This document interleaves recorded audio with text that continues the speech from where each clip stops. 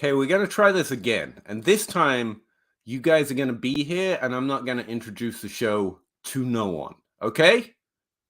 We're all with it. All right. I am late because of a DLF meeting, and it has thrown me off my game. And now, after a false start, I am mad.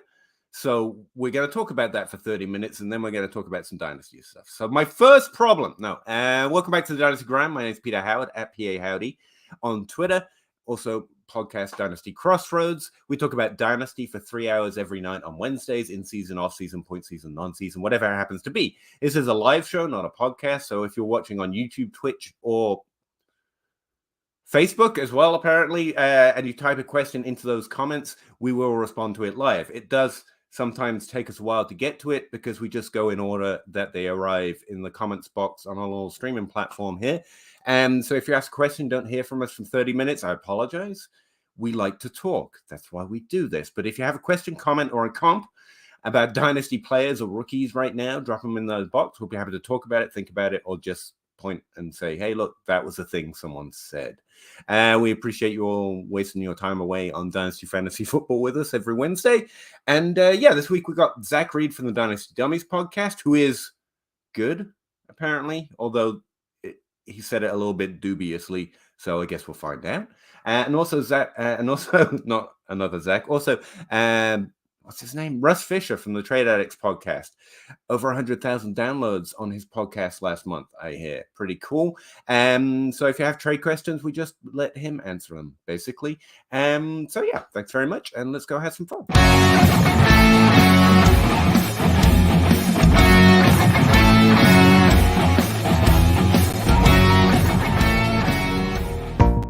Is that it? Did I do it right this time? Are we?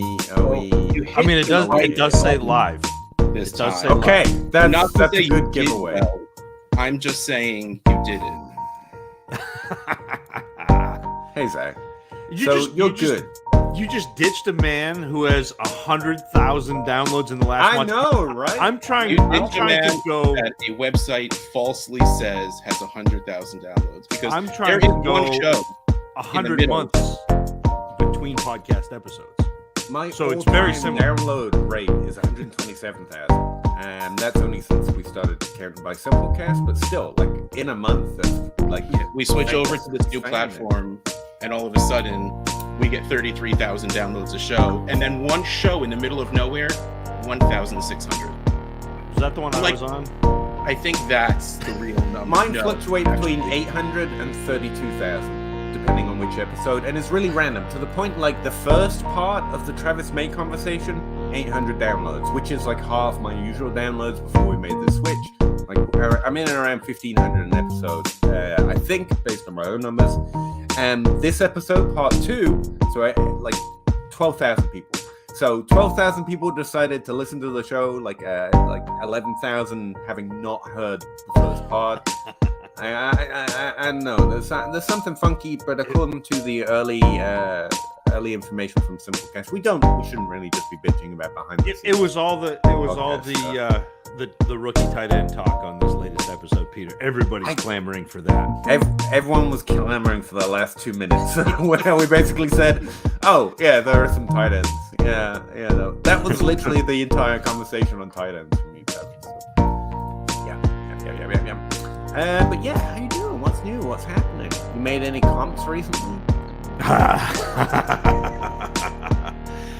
No? Peter, I hate comps. I hate them. I know they're a useful lens.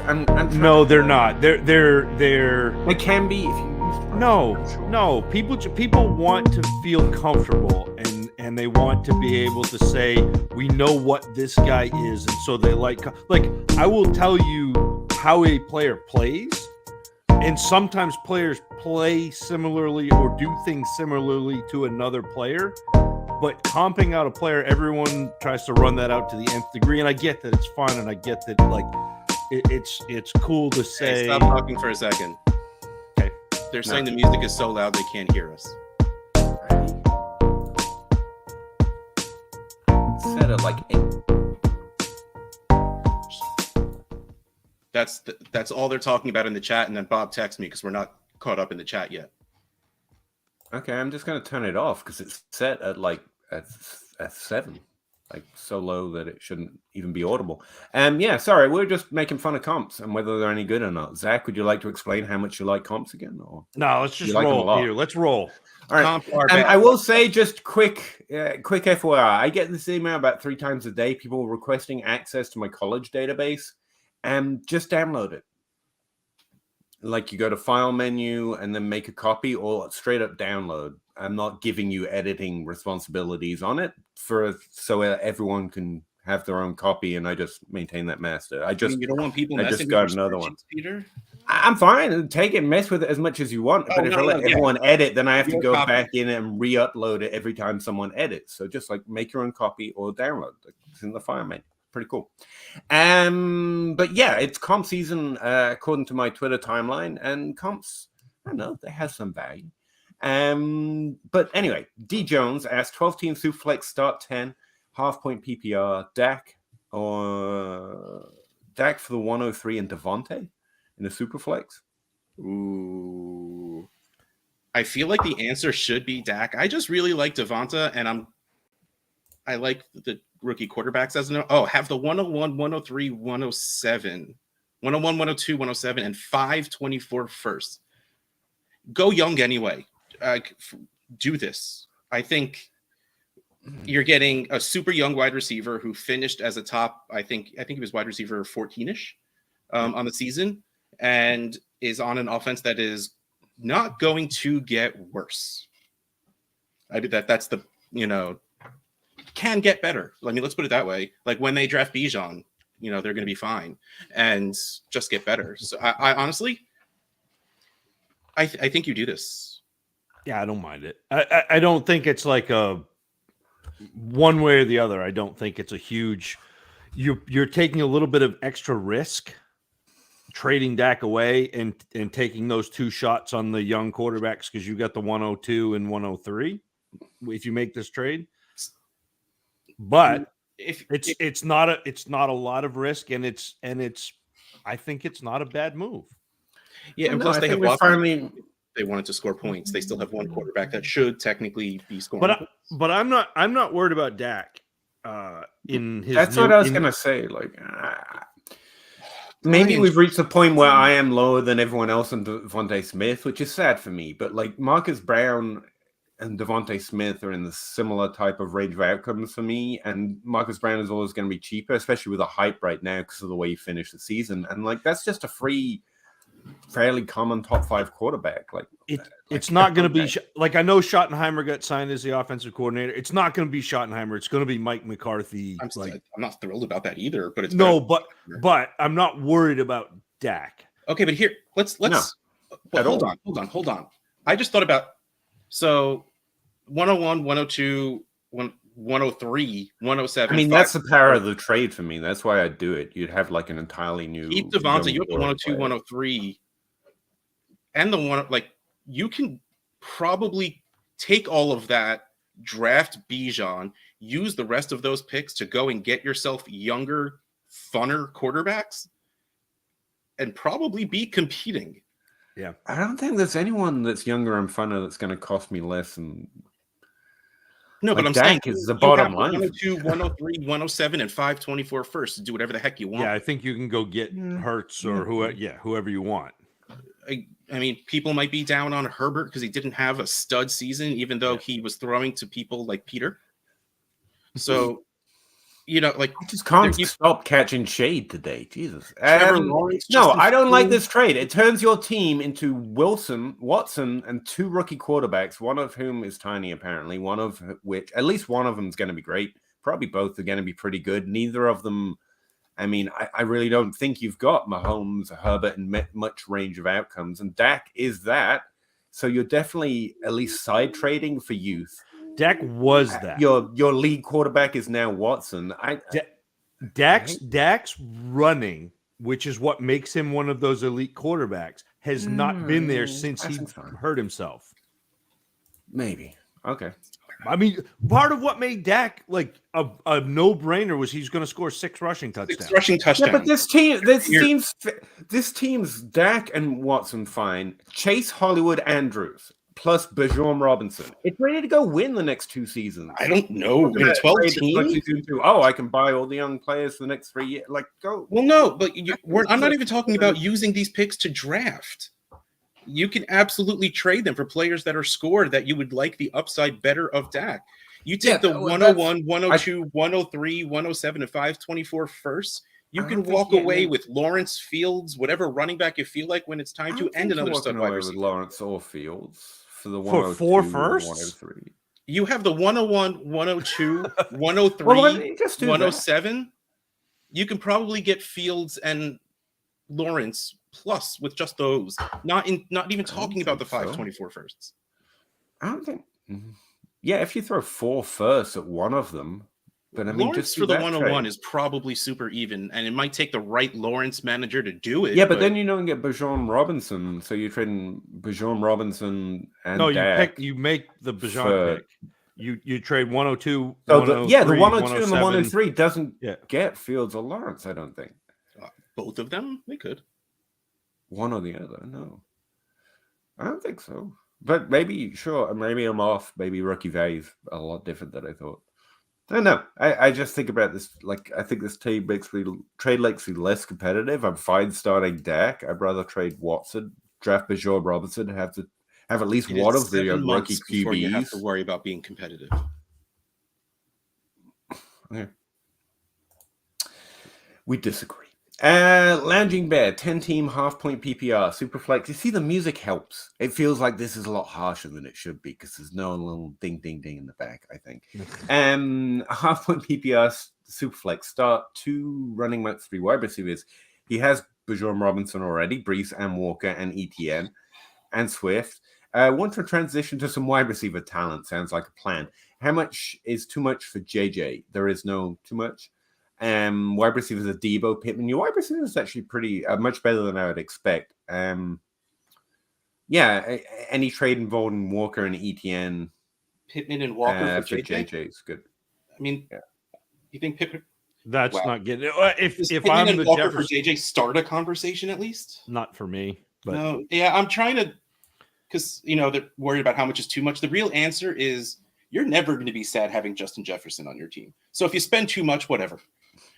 But like I would be my order of wanting to trade these players away based on value and my wanting them on my team would probably be Walker, Swift, ETN, Brees, Bijan. I think Walker right now has the most value and you would be selling him high right now. And I think going through next season, his value will go down. How far off are you right now if you pair Walker and one of those other 2 that you mentioned first, either ETN or Swift? How far off are we with Jefferson? Shouldn't be very Walker is probably second. Here's the thing, right? Like I'm not trading you Justin Jefferson if you've got Walker in the deal. He's too much. I'm not doing it. But that's why I would take most of these trades. I think his value is wrong. Whose? Well, yeah, but you have to hope that person doesn't think his value is what it is, Peter. Like we all agree on Walker's value, which is why he's the first one we're trading. Walker right now going off the board at QB2 or RB2 or RB3 is ridiculous. Is wild. But that's where he is, and so if you can trade him, but you specifically asked how far would you be away, and I would not do it. That's what. Well, I mean, you as in how far would you be from making that trade? Not putting you on the other side of that trade, but where do you? Well, like I said, that Walker plus any of those wide receivers, I'd be happy to do to get JJ. Yeah, or those other 2 running back, ETN or Swift. Delaney Walker is still in the DLF trade analyzer, by the way. What? Delaney Walker is still in the DLF trade analyzer. So I put Kenneth Walker and Justin Jefferson in. There is the difference of about math. Hold on. The 107, 108 area. And this is saying players like Hawkinson, Pollard, Kittle, Dobbins. So ETN or Swift definitely gets it done. Pittman probably gets it done. So Walker and Pittman probably gets it done. Yeah, that's the first trade I came to mind. But like ETN and Devontae, I'd be happy with that one too to get JJ or Chase. So like there's a lot of different pairs we can make here, but that's the rough area I think you should be trying to make initial offers with. Good luck. Let us know how it goes. Yeah, don't be scared. Just go for it. But JJ. Yeah, and I think that's a great move. Like trading those running backs, especially after a season or two, to get that elite wide receiver is exactly the right move. Bob Gilchrist, I've heard of him. Where are you guys with slinging Sammy Howe? What what are you going to trade for him, or what are you giving up? We actually mentioned him a few weeks ago as instead of trying to trade into Brock Purdy, whoever it was, like it's the off season, I might sling something at the Sam Howell order to try and get another version of that kind of a thing, maybe.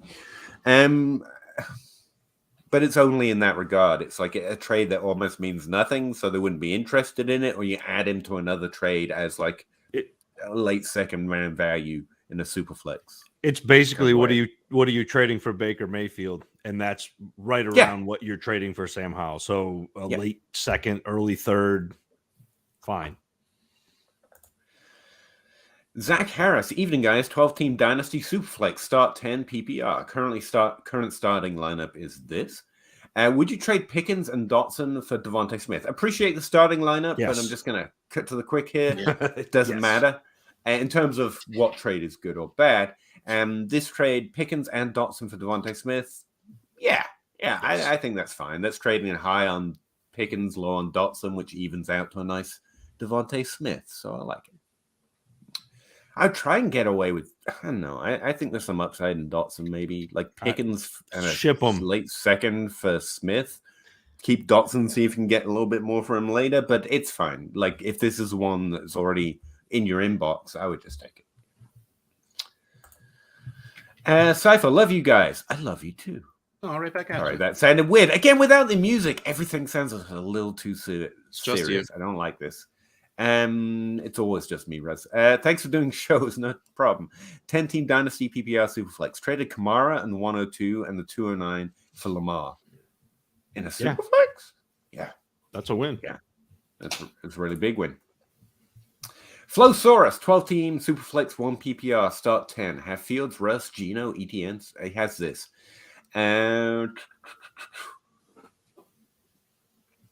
We'll buy any for a second. What? No one will buy any what? No one will buy any for a second. All right, well, and if no one will trade it, no one's going to buy Ethan or Swift for a second. I mean, I feel like no one's buying Waddle for a second. Do I pair Zay and KJ for a third or keep? I would. I mean, Zay's probably worth a second. He's definitely worth a third by himself, but I don't really mind. KJ is just kind of taking up roster space for you, I think. If I'm getting who KJ is right. Hamler or Osborne are the only two KJs I could think of. Yeah. Yeah. I mean, I'd rather have the pick than the players, but Zay's not going to be in a starting lineup. You probably don't need him. I'm surprised you wouldn't put Chalk on that same list. Like, yeah, they're worth late seconds, and I would trade him for late seconds. I don't mind adding KJ to him for that. A third is fine, but I mean, again, you're trying to trade things people aren't excited for people for something that you are excited about. It's just always going to be rough. I mean, and sometimes that roster spot is valuable though. So, like, yes, I don't want the third round pick, and I'm. But you clear that space. But yeah, like it's fine. It's fine. Although I will say I started Zay Jones quite a bit this year. Yeah, Zay Jones is pretty good. That's what I mean. Like him and Chalk are both startable. So and it's a weak free agent class. Both of them are probably going to get contracts. I think actually I can't remember which, but one of them has a year left on his deal, I'm pretty sure. But both of them are probably going to be playing somewhere in a weak free agent class. Robert, 12-team Superflex, start 8. Those are the players he has. Saw an opening for Mahomes. This is the trade. Okay. It's Lamar, Waddle, and Evan Engram for Mahomes, Sutton, and Renfro. Okay. So he traded Lamar and Waddle for Mahomes. Still starting Chase and AJ Brown in wide receiver slots. Start 8, I guess. Yeah, I'm good getting Mahomes. Yeah, Mahomes from Lamar. It sucks that it's at the price of Waddle, but yeah, that sucks. I But want yeah, this is Mahomes on my team in a start 8 league. like this is one of the few ways you can try and trade high on Waddle. Waddle is high for a very good reason. He should be up there, but he's hit peak, and so like you're upgrading to like a top 3 asset in that format. So yeah, it's fine. Then try and trade Sutton and Renfrew for something, I guess. Although I know we said Denver's probably got more upside than most people are realizing next year. We've mostly talked about Judy through that lens. Do you think Sutton's worth rostering right now or flipping at value? Worth rostering, yes. yeah. Well, holding on to. Oh yeah, I Hoping mean, to see more points. The problem is you're not going to trade him for much right now. Yeah, and the upside of him is always going to be more than you're going to get for him. So you might as well just hold on to him. That's what. If you can get a second for him, like a mid-second for him, you probably do that because at this point, his values can't go back up much higher. Can I just say on DLF's latest Superflex ADP, Cortland Sutton is wide receiver 45 between Sky Moore and Zay Jones. Okay, so you hold on to Sutton. Yeah, you hold on to Sutton. Yeah, you're probably not trading him for anything. Trading AJ Brown and Pickett for Herbert. Yes.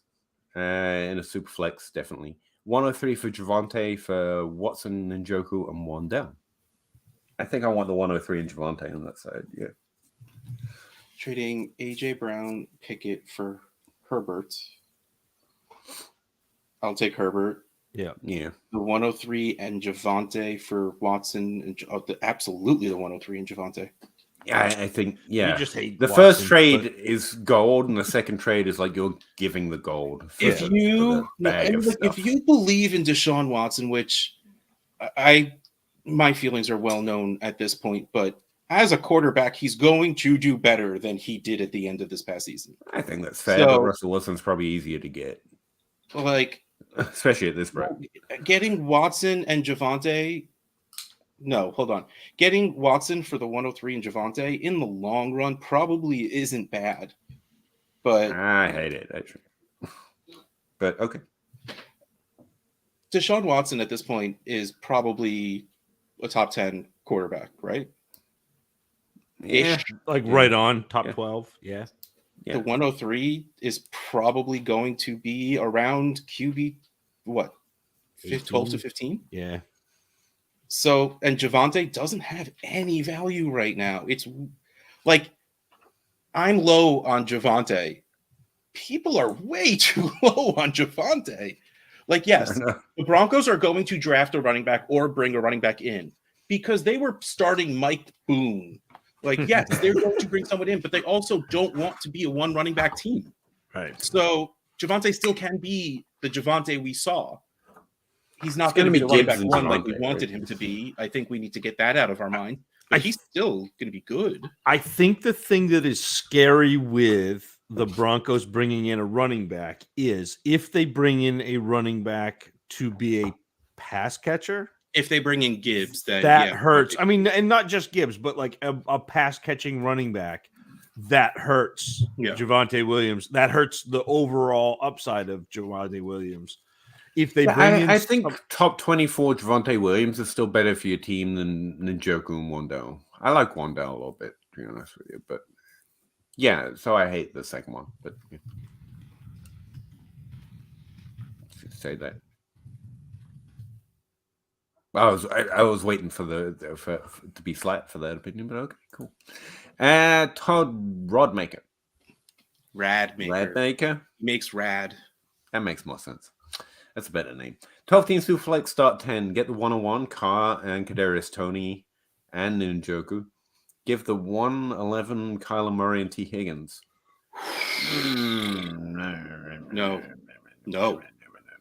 No. That's a lot for a running back.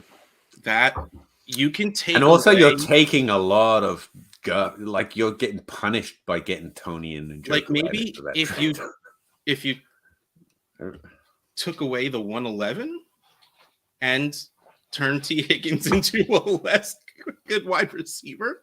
Like Kyler Murray should still be worth around the 101. Yeah. And even if you're going to plus T. Higgins and the 11? No. Exactly. Like maybe if you want to do Murray in the 111 for the 101 plus a bit, sure. But then you're saying T. Higgins is worth Njoku, Tony, and Derek Carr. And to be fair to the trade here, this is the type of value we are always saying where you can trade the 101 away at, but like don't get the 101 at this value. I think this is where I did a trade for the 101 where I traded Burks, Higgins, and a 24 first, which not even humble bragging. I won that league, so it's going to be the 112 next year also. I did a Twitter poll on it, and it was 80-20 on the Higgins side. There was an interesting DM that I got with somebody who will remain named J Mike, and we were both like, "No, we hate that for Russ." Like that was I would not have done that. Exactly, but that's the point. That Higgins, Burks, and a 24 first for the 101 was shot down by everybody I asked. I did it really just for the heck of it. Yeah. And of course, just to put it out there, I went out and traded for T. Higgins immediately in another league. I wish you had made a trade like this in the Dynasty Awesome Sauce League for the 101. Because you have the 101? I do. We can. I'll take a look at that. I can't trade away Higgins again. I just don't have it in me. Though I could give you 100% on Jefferson, can't I? Yeah, I mean, Jefferson's over there. Yeah, that would be it. Because that's the league I don't have Jefferson. Wild. So, Todd, what we're basically saying is you have found a trade that we will say no to Bijan Robinson from. Congrats. But I'm very curious to see. Actually, I don't think real picks are in the trade finder yet. I'm very, very curious to see some real 101 trades because, I still feel like mine was a fair trade for what we expect the 101 to be. And I don't think you're supposed to trade the 101 for fair, which means, yes, I overpaid for it. It is fair not to be fair on that deal. Yeah. Rob Downs. Are you related, by the way? Because that'd be awesome. 12 team, 1 QB. Rebuilding 2023, 104, 108, 203, 205. Trade the 108, the 24 first, and a third round pick. From a top 4 roster. Okay, I definitely read that, right? The 108 for a 24 first and a third round pick. Early third. I don't mind that. That's right about the range that I would be thinking of. Yeah. Actually, it's beyond that in a 1 quarterback. I think you get this or better closer to the draft or during the draft. There's no pressure to take this right now. I think you can get a random 24 first anytime, so I'd keep it's fine, Peter, but I wouldn't. Peter, we are going to be in this cacophony of 23 picks aren't worth what we thought they were. And I feel like we're in that now, right? And you remember about 6 weeks ago on this show, I said that we're going to be at a point where you can buy 23 picks. So to me, selling the 108, which is in a range of players that it's okay. It's a good range. Fine. I mean, there's some good players, but you don't know to get a 24 first and a third where I'd probably want a first and a second. But yeah, that's the thing. I guess it's like I say, it's fair, and you might be right. That noise might just continue to grow. Yeah. So this trade's good. This trade's good. We're gonna get that because JSN is gonna go out and either not run at the combine or be slow. You're going to have running backs come in and weigh light. We're going to have a whole bunch of stuff that we already know that people are going to double count and continue to bash this class because they're bored. It is. That is the game. No, that is literally the game. We've been talking about this class because it's been so good and so easily identifiable as being good. We've been talking about this class for 2.5 years. Adam says he's trading for the QBs in both these situations. So, right. We knew that. Yeah, we got it right. Yeah. We responded accurately, which is rare. And Kevin, Jordan Love price check, like 0. He has 0 value to me personally. He might start.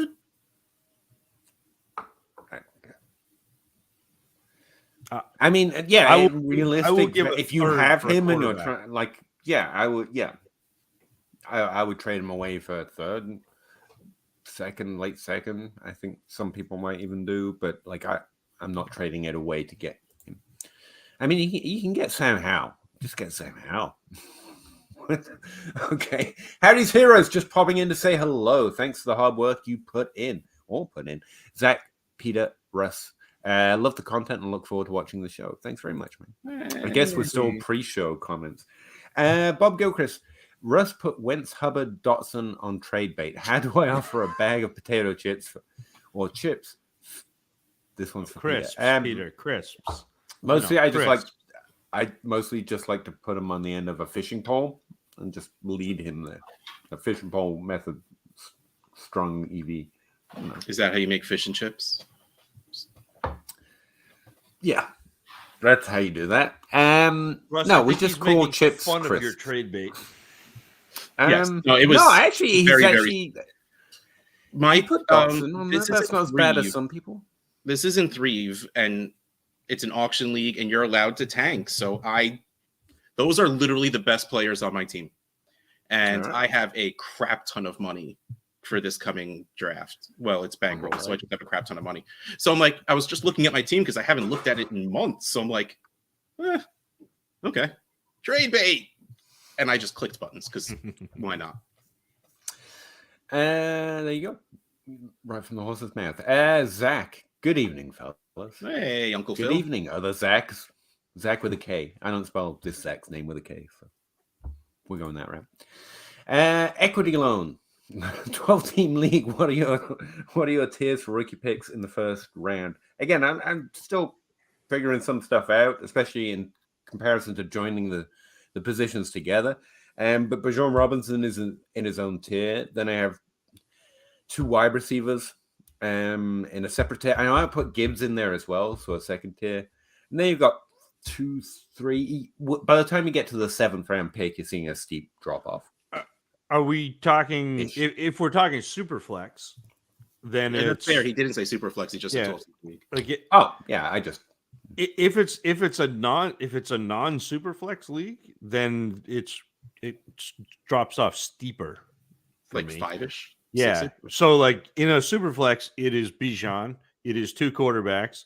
It is Jackson Smith and Jigba. It's Jordan Addison. So now we're at what, 5? Mm-hmm. Then it is Jahmyr Gibbs and Quentin Johnston, and then you've got like a weird wide receiver tier, which is like 4 or 5 guys. So like whoever gets draft capital and whatever out of Keyshawn Boutte, Rashee Rice, Zay Flowers, Josh Downs, and Marvin Mims. Like that's where. Yeah, I'm in a really weird part of my process because I reinvent it every year where I've actually just gone all the way back as far back as I can go, where I've got ranks and data that I'm using right now to try to build back up to this class to see what would I have thought and seen in previous classes with foreknowledge kind of a thing. Without trying to, count positive. Math. So I've completely forgot about Quentin Johnson. I'll be honest with you. He's someone I'm working up to decide if I like, and that's part of the process to get there. Like he's a little under where I want him to be based on his market share and his role. So I want to build back up to this class to see if I'm reasonable in being suspect of him. And I don't watch his highlight in the end zone and forget the rest. So that's my process on Quentin Johnson. Yeah. Take watching, I call that. Hey man, you said it on Twitter that just watching YouTube highlights is the way to be. I think that's the only tape process that's necessary. Yeah, it's the only way you could do it. No, one hand catch metric. Josh Downs, that's what I'm working up to because that's where I'm at. So I don't have a lot of comps for this class yet. I'm working up to where I can feel comfortable to do it. Am I right in thinking with talking Tyler Boyd kind of player in the NFL? Because that's the other guy. I like that tier of players because you could end up with Josh Downs, and I think he's really good. Like Elijah Moore, if he didn't have last year. Yeah, Downs is fine. Like he's fine. He's in that tier of a bunch. Okay. Like I don't think he has. I don't think he has the ceiling of Quentin Johnston. No, that's what I mean by like Tyler not Boyd. Like close. I don't think he does nowhere close to that ceiling, but I think epically good at what he does. Well, yeah, but I think that Jackson Smith and Jigba and Jordan Addison are much better at what he does. Yeah. So why would you? Again, we're talking because we're talking further down. Well, there has to be. They got to be drafted eventually. Right? I mean, I guess here's the dirty little secret for me with rookie drafts is there are generally about 4 players that I want to draft, and then I don't want to draft anybody. If you make me draft players, I will, but I don't want to draft them. And so for me right now, in a standard like non-superflex league, there are like 4 players, and 2 of them are half players that I want to draft. I want to draft Bijan Robinson. I want to draft Jackson Smith and Jigba. I want to draft Jordan Addison. I want half of Jahmyr Gibbs and half of Quentin Johnston. And that's it. And like, if I have to draft other players, I will, because there are some other players that I like. I'm fine with having on my roster, but that's where the brunt of what I'm going to draft is going to be. No, I like elitism in rookie drafts at least. So, but yeah, those are some tier ideas, I guess. Todd Radmaker again, hit that like button, gents. Like I do, obviously. I like all my own things, so appreciate you. I like all your Flowsaurus deal. Hurricane Lane, 12 team Superflex start 9. Traded the 102 and the 107 for the 101. Good job. My roster has no glaring defects. Show off. Also, I have broken into the Dynasty content space with my rookie big board going up later this month. Oh, congrats. Nice. Tag us. I'd be happy to see it. Check it out. Good luck. Got some music jamming. Okay, well, we've hit that section. Quentin Johnson to Martavius Bryant as a comp. I'm not there yet. He's tall. Okay. I did say a slower and worse CD Lamb at one point. Similar type of tier.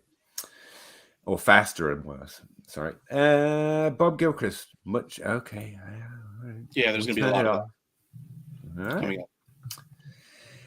Justin Goldman, 1 QB, 12 team, start 9. Traded Ridley for the 105, 206, and the 24 third for London. Ridley, the 105, 206, and the 24 third for London, the 104, and the 208. There's a lot in that. Probably a win. You gain years. I mean, I like Ridley, but you gain years. You move up a pick. You get to pick whichever one of the receivers you want. Yeah, you got a lot for Ridley. You got to move up in the first round. You also got London, like a bump from Ridley to London in Dynasty value solid. And you move back 2 spots. Yeah, this is just a win. Yeah. Sorry. I have added, Russ. I was agreeing. Yeah. There was nothing else to add. Jimmy Cage, take Booty. I'm not gonna be at it. I hope he's not good. I'm gonna be struggling with this name the rest of my life. Or Josh Downs. I'm definitely not working on a booty, rocking everywhere. Definitely not. With a late I wouldn't first. do that. I think either are pretty good in the late first. That's where I'm at on right now. Currently, I'm working up to having a full opinion on Booty. But Josh Downs, I'm pretty sold on what he does. I think he does very well. I have more questions, but that's probably likely because of the injuries that Keyshawn suffered this last season. I think Brad's pretty solid. Right now, I'm Downs over Keyshawn. Same tier, but I have Booty ahead, but same tier. I say whatever Zach tells me to say. And well, Dave liked the damn music. There you go. Actually, same setting every week. This is the first week. StreamYard's got an issue. I'm blaming StreamYard. Says the guy who came in with an intro for 3.5 minutes without going live. Hey, man. It's probably StreamYard. Some of us need practice. I've got to do a practice run first. Like, you know this. 12 team Superflex champion this season. Congrats. Highest points. Stack team, would you trade away Adams and Tyreek now to get younger or just roll with it? It depends on the trade, but it's a solid idea to investigate. Yeah. I also think exploring the Cup plus something for either, because he's significantly below both of them in ADP. Last time I checked, Zach's probably going to correct me on that in a second because he's looked more recently than me. And keep trade cut is also a way to explore getting value out of older players and yet still maintaining points, because Cup shouldn't be that further 26 right now, in my opinion. Yeah. So Cup is way lower, but I mean, you're only getting what, a year younger? I mean, well, I'm not trying to get young. I'm trying to maintain the points by having Cup in the trade, and then I get a second with it, or like a 24 first, and I'm trying to add value and maintain points. Kind of if I can't just trade them into younger players, because quite often Dynasty players don't want to trade younger players away for older players. So yeah, if you can do exactly what Peter said, start rolling yourself down, Cup and an early second, Cup and a late first for either of these guys. And then you start turning these extra picks you get into younger wide receivers. You then have Cup and whatever, Keenan Allen and whatever, but then you have a couple of firsts and a couple of seconds that you can turn into Devonta Smith, turn into Pittman, turn into whoever the heck you feel like. And you can get that range of age and production that keeps you going, as opposed to aged out all the way back down. Like you actually get on a cycle as opposed to just an elevator.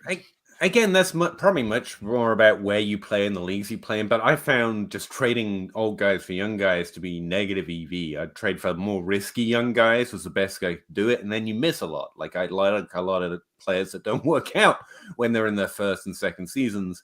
And so I just started thinking about it, maintaining points while adding value and doing it that way. I found it possible to trade down to older guys still.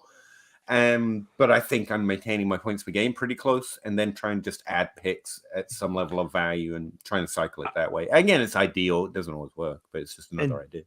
Jason, I am far more inclined to trade Davante Adams, even though you're not going to get quite as much for him as I am Tyreek, because I think Tyreek is in a good offense with a good quarterback, just a situation that is really, really positive for the foreseeable future, where Adams, you don't know. I was going to say, I've never done stuff like this because honestly, it just feels like too much work, but like drop links to the Aaron Rodgers trade rumor in league chats, mention them to your friends, and then try sending the offer a week later, like get it in their head. Because there is a lot of smoke around that idea. Do it soon though, because Aaron Rodgers is doing his 4-day. He's doing his dark in the dark, retreat. yeah. And very mad tank after that. Who knows? Their statement hit different with the music going. Yeah, we hit a little different. What he said. Okay, I get it. I suck. Thank you. Dynasty Outhouse Truther says, would you trade JT for Stephon Diggs and Derrick Henry? Yes. No. That age hurts, but 12 teams with flex start 10. No. Yes, and then turn around and trade Derrick Henry for something that you want. I mean, like that's one of those. This is a trade that I accept if I think I could do more trades with it. Yeah. Or if you can get this trade in September, but holding on to that age right now is going to hurt the value of your team. I think the only way I do it is if I can think in my league I can flick Derrick Henry for more draft capital and keep Diggs and move on. Like Diggs has value though. That's why I would keep. I'm legit worried about what both Adams Diggs. The Diggs' value is going to be after the rookies come in. He might drop. You're right. It might be a better time to trade. Who's going to come in? We just spent like time before the show or while the music was playing talking about this class and how everyone is poo-pooing it. It's only slot receivers. There's no who's going to come in and upset Stephon Diggs' apple cart. I think my mind was just on the minute plate. People are starting to think, oh, cool young toys. They'll start to be less interested in better older toys. And Addison can work their way, assuming they get like top 15, 20 draft capital, which I think they both will. What are they projected for? But then- Something Travis but said then- on my timeline the other day is that we should expect less first round picks for skill positions this year. I actually don't know what he's. I mean, yeah, like because it could be a wonderful line, offensive and defensive line draft, and I would have absolutely no idea. But just based on the way wide receivers have gone in the past few years, multiple in the first is not surprising at all anymore.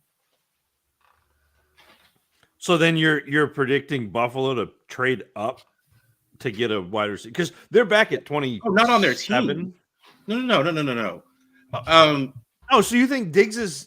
You think? But so you're talking maybe like 2 spots. Correct. Like But I don't. also, That doesn't it's bother me going to very bring much. him down. I- And he I- had a week end to the season. I think by the time July hits, Yeah, I don't I know. mean, Diggs is already wide receiver 10. Olave Addison's is currently mocked in at pick 30th overall. when next ADP comes out. Oh yeah, they have to wait until next week because next week should be the rollover. Yes. Jackson Smith and Ninjigba is projected 21st overall. All right. Yeah. So I think first of all, Olave is probably going to jump Diggs on his own, putting him down to 11. If you put one of them there, that puts him down to 12. If not, if the Eagles win the Super Bowl, Devonta Smith can easily jump above him also. So I get that, Russ. If I'm trading for Stephon Diggs, I'm not trading for Stephon Diggs to trade him. You and I play much differently. Like I'm not trading for Stephon Diggs to trade him. I'm trading for Stephon Diggs to have a top 5 wide receiver in points for the next 2 years. And then I would probably try to trade Derrick Henry for pieces that I like. Why was Diggs so bad at the end of the season? I don't know, but he finished as wide receiver 4. The last week 14, well, he didn't play week 17, 6, 10, and 4. So, but that was with Josh Allen throwing left-handed. Still better than half the quarterbacks throwing with the right hand. Yeah, I'm being pessimistic, and I shouldn't be. I know. You can just. It's so fun. It's so funny to be like to how different our approaches are because you get so caught up in like the last thing you saw, and Peter's like, I've noticed that he is afraid of like whatever attaches. So like with the when I said it was a 2018 class, and Peter was like, oh, well, this class is bad because the 2018 class had 3 guys get hurt. And I'm like, no, it doesn't. That's not what I'm saying. Like, it's a good class. The 2018 class was a good class. Guys happened to get hurt and go to jail. Yeah, we don't mention that guy. Yeah. But yeah, I'm not like jumping over myself to trade Jonathan Taylor, but I do see the merit of this trade. If I make this trade, I'm trading Derrick Henry. I jump over. I try and trade Jonathan Taylor. But if we were talking me personally making a trade, and if we were talking about me giving trade advice, it's a little bit of 2 different things because I could do stupid things for my team, or I could be a little different when I'm doing stuff that would screw me over. If not, I agree. If you're trading for Steph Diggs right now, chances are you're trading to have him on your team. But it's not too often that I'm confronted with that at this time of year. So that's why my brain is always in what's the value to your team going to be like. That's fair. But yes, I honestly think this is a good trade. And if you can move Henry, if you can get a first for Henry, any first. Yeah, I don't know if you can. I'd love to. Jordan Addison is currently mocked to go ahead of Bajon Robinson in the first round. Sorry, I just got the very first mock I saw had Jordan Addison going like 6th overall. Addison's pretty good. Yeah, or I don't disagree. It's just interesting. Get him going to the Giants. But Ninjigba is one that's meant to. All right, Peter. All right, Peter. You talked me into comps. Jordan Addison feels like Jalen Waddle to me. Oh, really? Yes, and yes, he's really good. And Jackson Smith and Jigba, and i've said this to you, Russ, and I think I've said it on here, feels like if we all knew Amon-Ra St. Brown was coming, you've been watching him for 2 years come down, like that's what he does.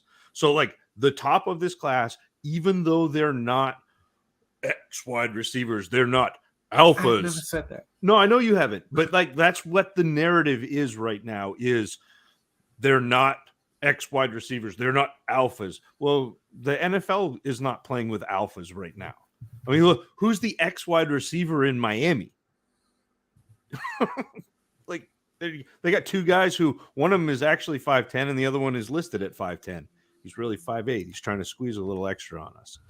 But his speed makes up for it. Like when he runs. No, like that's really, and my point about the 2018 class is that it was underrated.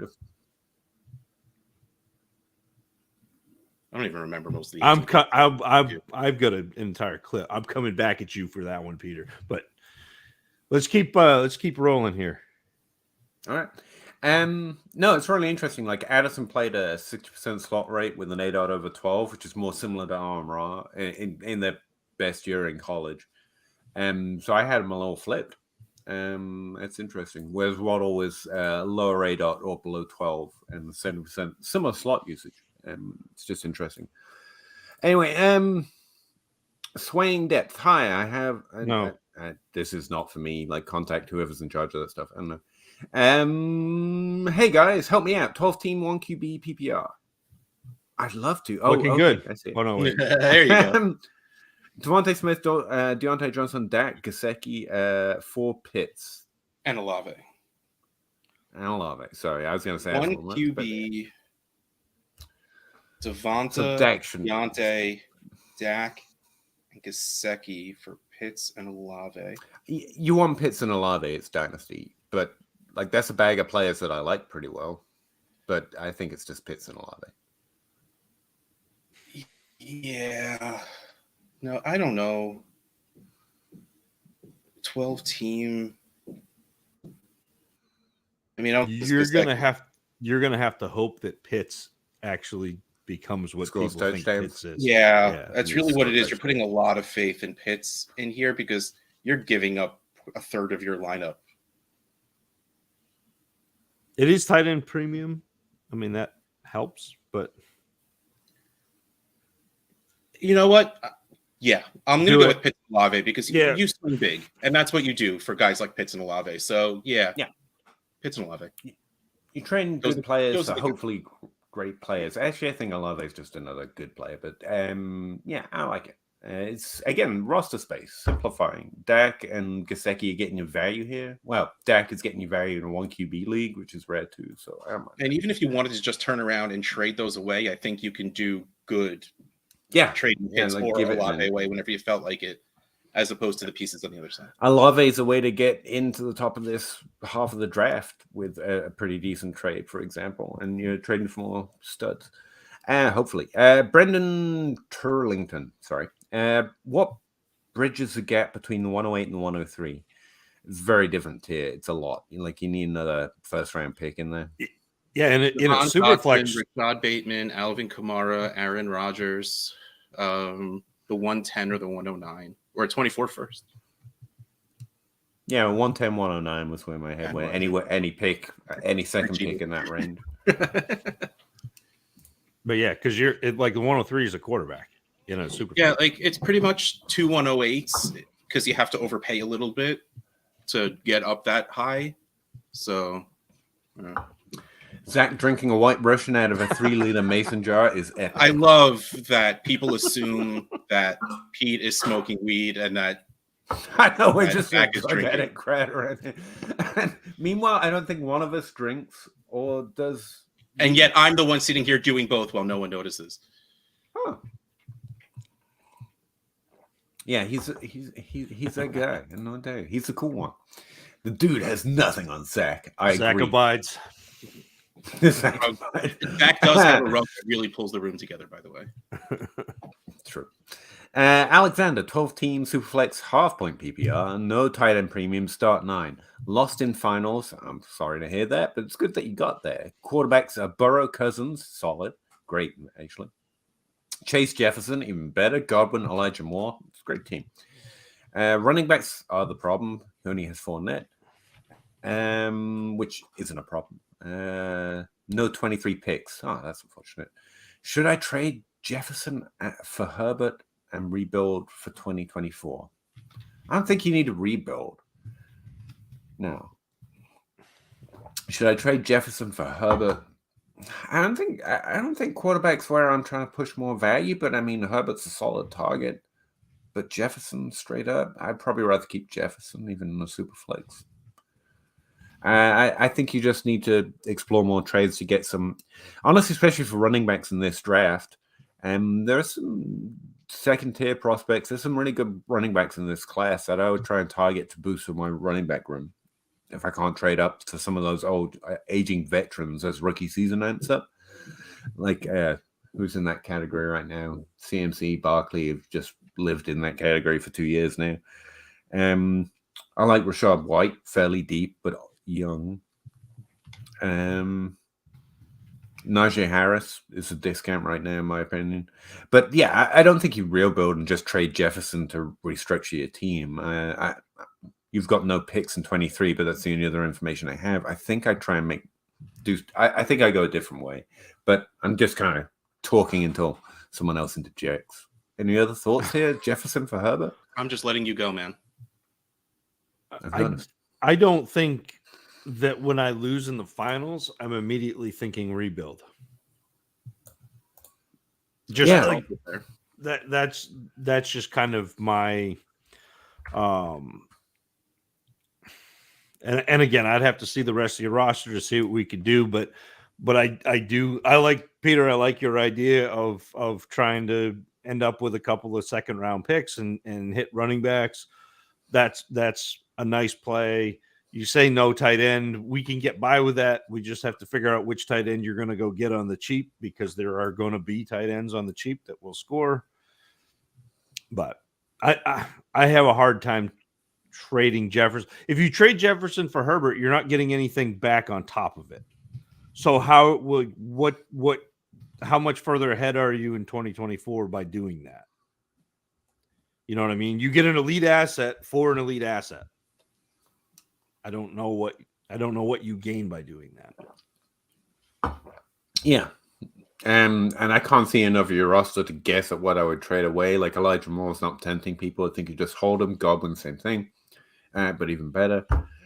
Okay, Chase and Jefferson are the two things you have to deal here, but like you're not getting enough if you just go get elite quarterback. That's just you've now got two roster spot. You got wide receiver and running back that are weak. And quarterback is pretty good. You need to do anything. Like, if anything, no, I don't. Assuming you're on MFL, because that's all I know, and I have no idea when Sleeper brings in your next year picks. Just trade away the next year picks the second they come in, and you'll be able to bolster your roster more. You don't need picks now. If you want to trade into the draft, you trade into the draft when it happens. But if you just want to bolster your roster, you'll get shiny new toys in a couple of days. And I have tried to play Superflex through the quarterback position before now, but the way I would think about doing it is adding something to Cousins to go get Mahomes or Allen. Go get those guys. Herbert is pretty close to that category, but that's where you get a difference maker instead of good. But I don't think you need to do that. That's a bad idea in this situation. You play Cousins because he's throwing to Jefferson. First of all, if you have Chase and Jefferson on a team, you don't break that up. Except for the fact that I was teasing Zach before with trading him Jefferson on the one team where I have both of them. But seriously, I think you're overthinking it, and I get it. There are so many teams I have blown up just because I was mad at them. And yes, I got mad at my fantasy team. I said that right. So I get it. Don't. You have a really, really good, mostly really, really young core. I get that seeing Burrow and Herbert together on a Superflex roster is insanely sexy, but you don't do it by getting rid of Chase and Jefferson. Like Cousins and Godwin, and throw in one of your new picks and try and see if you can get Herbert as opposed to trading away Jefferson, if that's what you feel the need to do. Benjamin, how you doing? You guys worried at all about Dak with McCarthy, Schottenheimer pulling plays? I think Zach would answering this question before we got here. What in pick value would you pay on top of Dak to get Burrow or Herbert? Talking about a tiff, I mean, Zach's got concerns about his lack of no longer having that rushing upside. But for me, Burrow, like Dak's the last man in that tier for me. And so, like, I'm not like a second. and that's never happening. A late first, that's never happening. But thoughts? Well, I'm cheating again. You're gonna have to put a first with Dak. Yeah. I think to get up there. From Dak to Herbert, the analyzer says it is a 109 apart.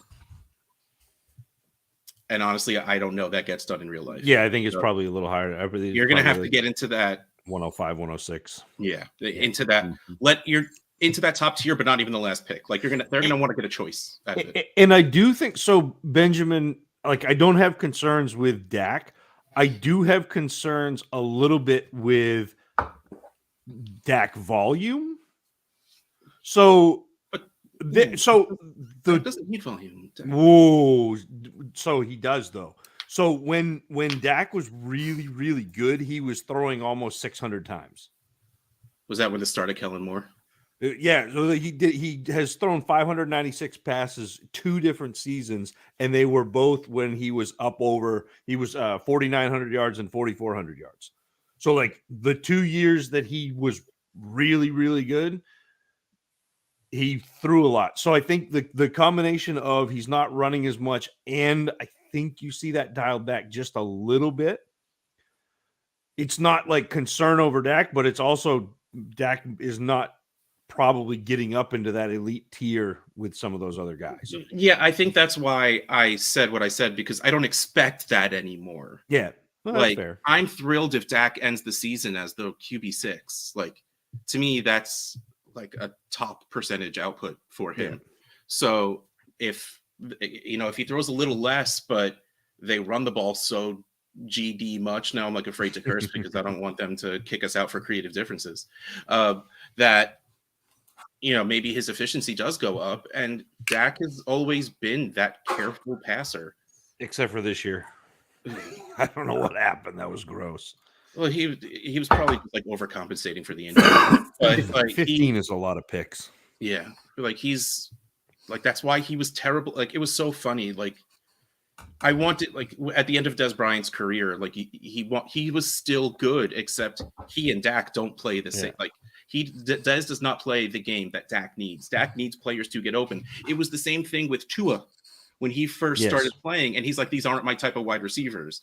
And then what do? They get the 2 fastest dudes that get open no matter what they do, because that's what Tua needs. That's what Dak needs. And that's why they got CeeDee Lamb, who's a fantastic route runner. And hopefully they do something in this year's draft to get him another kind of guy. Like they should build Miami's offense.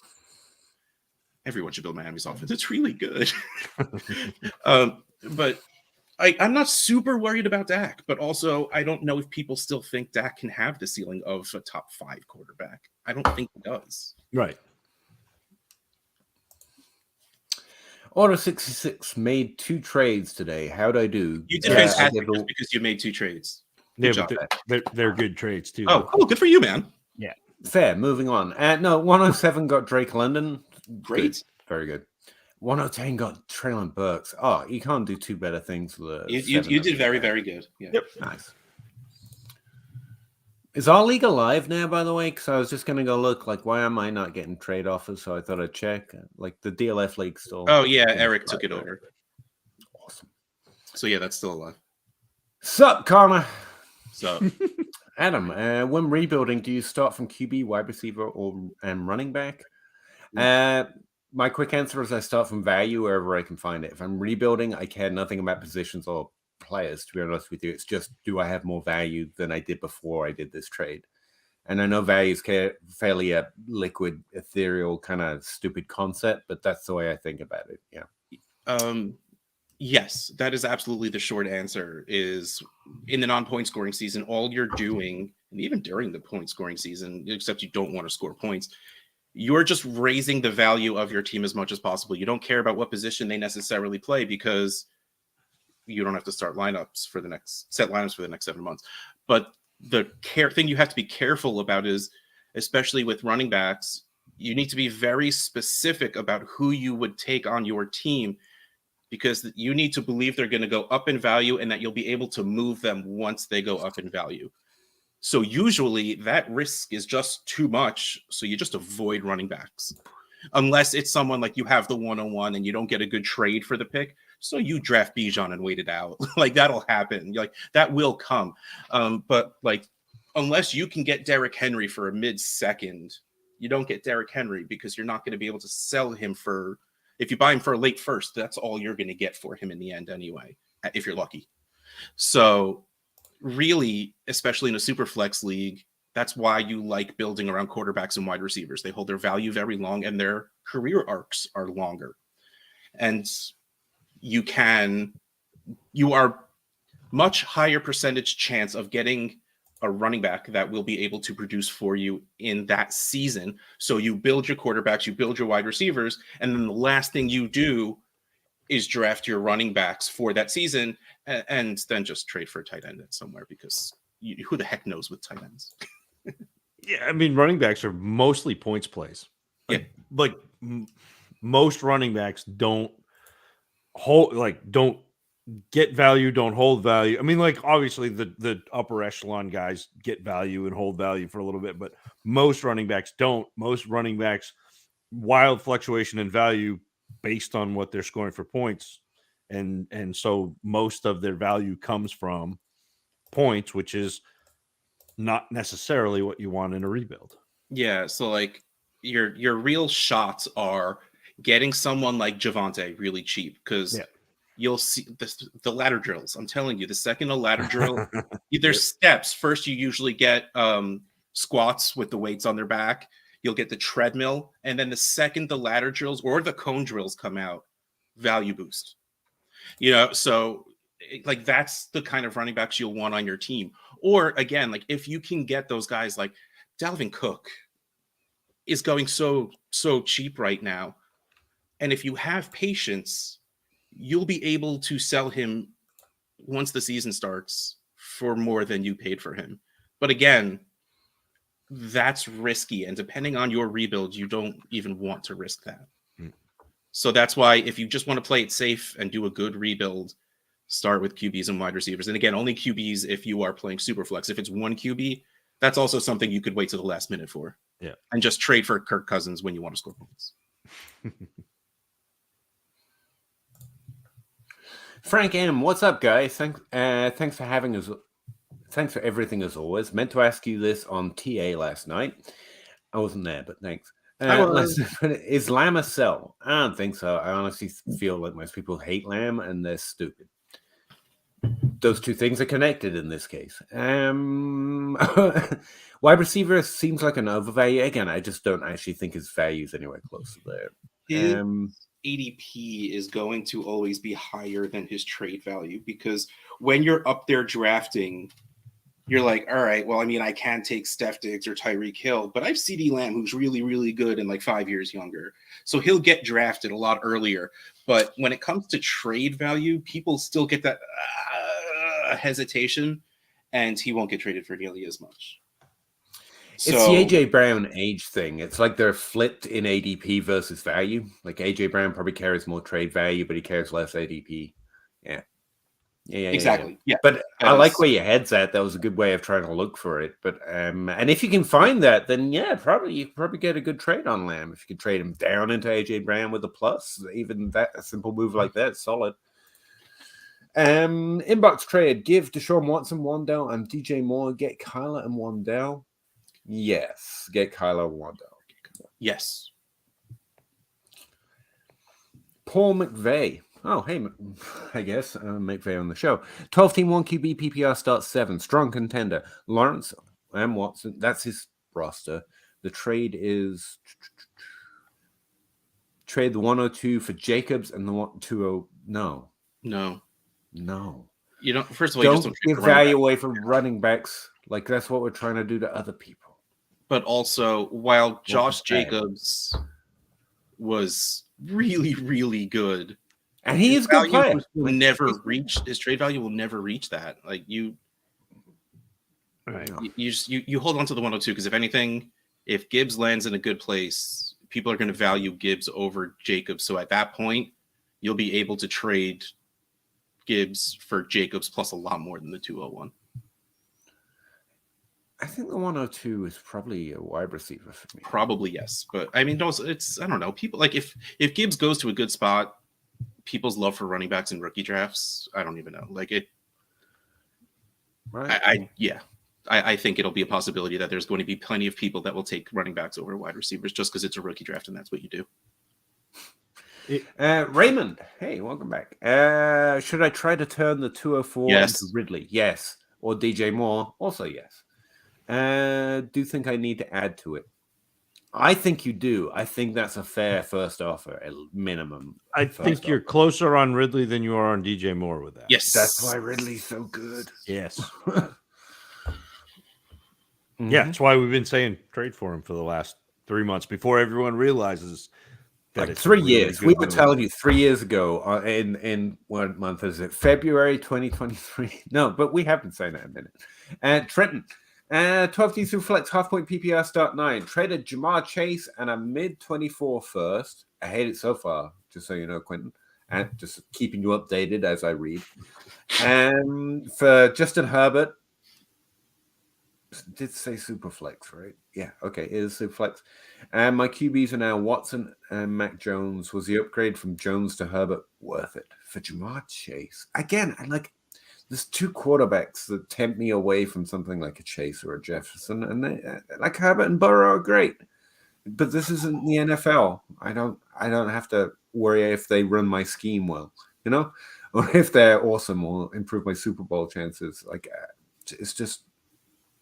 They're not Mahomes and very high-end wide receiver play is harder to replace than the level of quarterbacks points that's you what I'm trying get to out say. of Herbert. That's what I'm trying I think that's more or less what you're trying to say. Yeah, And that thing. yes, you want. Okay, so here's the thing. I like the idea of getting in on Mac Jones a little bit right now, because I feel like people are just very sour on Bill O'Brien because of what he did to the Texans, but we forget that he's a very good offensive coordinator.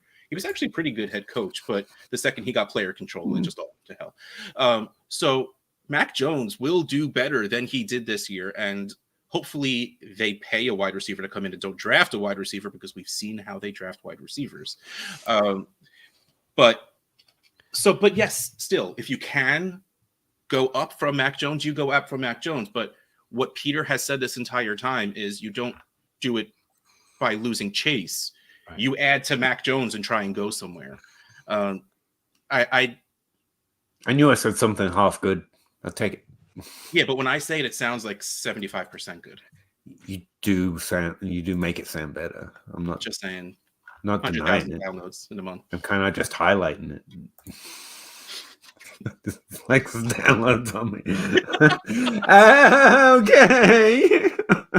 Okay. Maybe Mac Jones gets weapons next year and I can sell him for $2. No, yeah, I think Mac.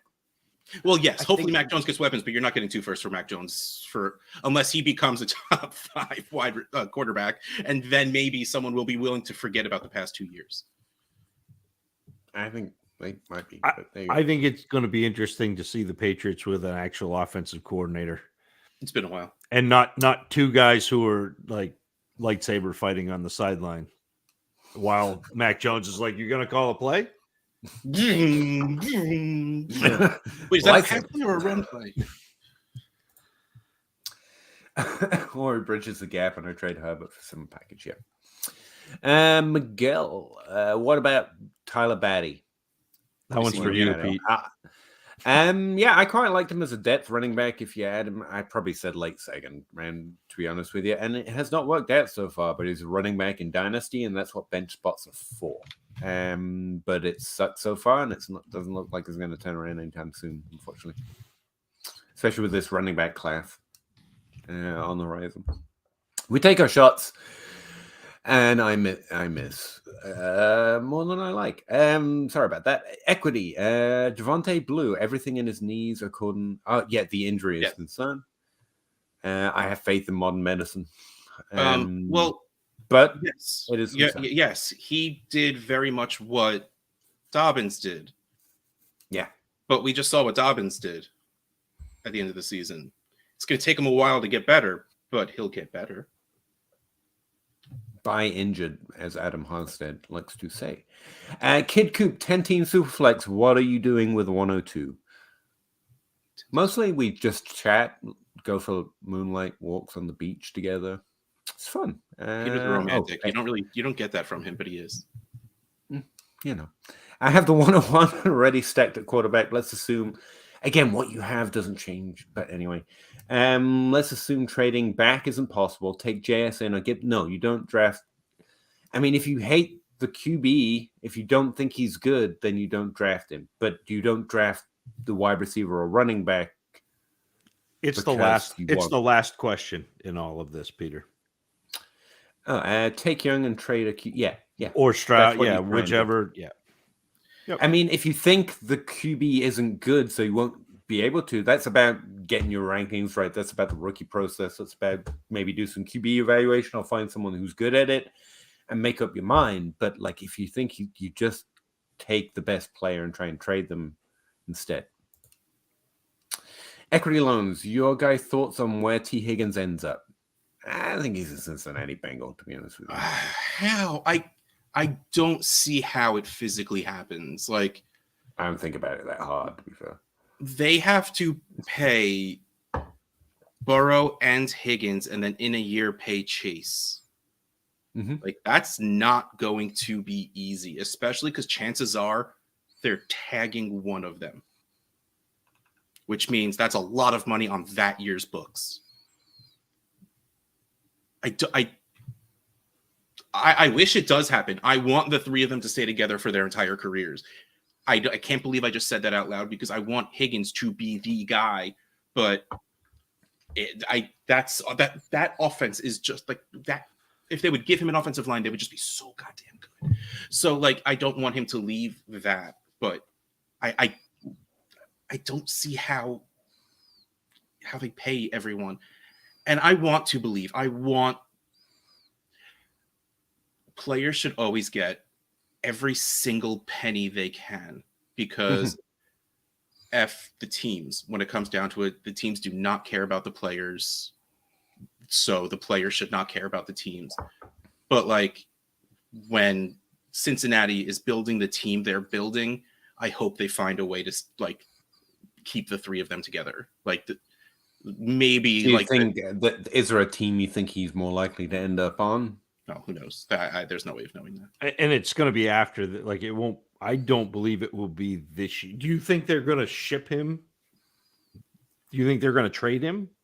He's got one more year under contract for like $3 million. So, like the line of thinking nowadays is you trade him away so you don't have to pay him. So either they're trading him away probably for an early, like he's worth a decent first round pick in the NFL draft. Like that's how good of a wide receiver he is. So either they're pulling a Titans, top 12 pick. Yeah. They're pulling a Titans and trading AJ Brown for who they hope AJ Brown will be AJ Brown. Right. Or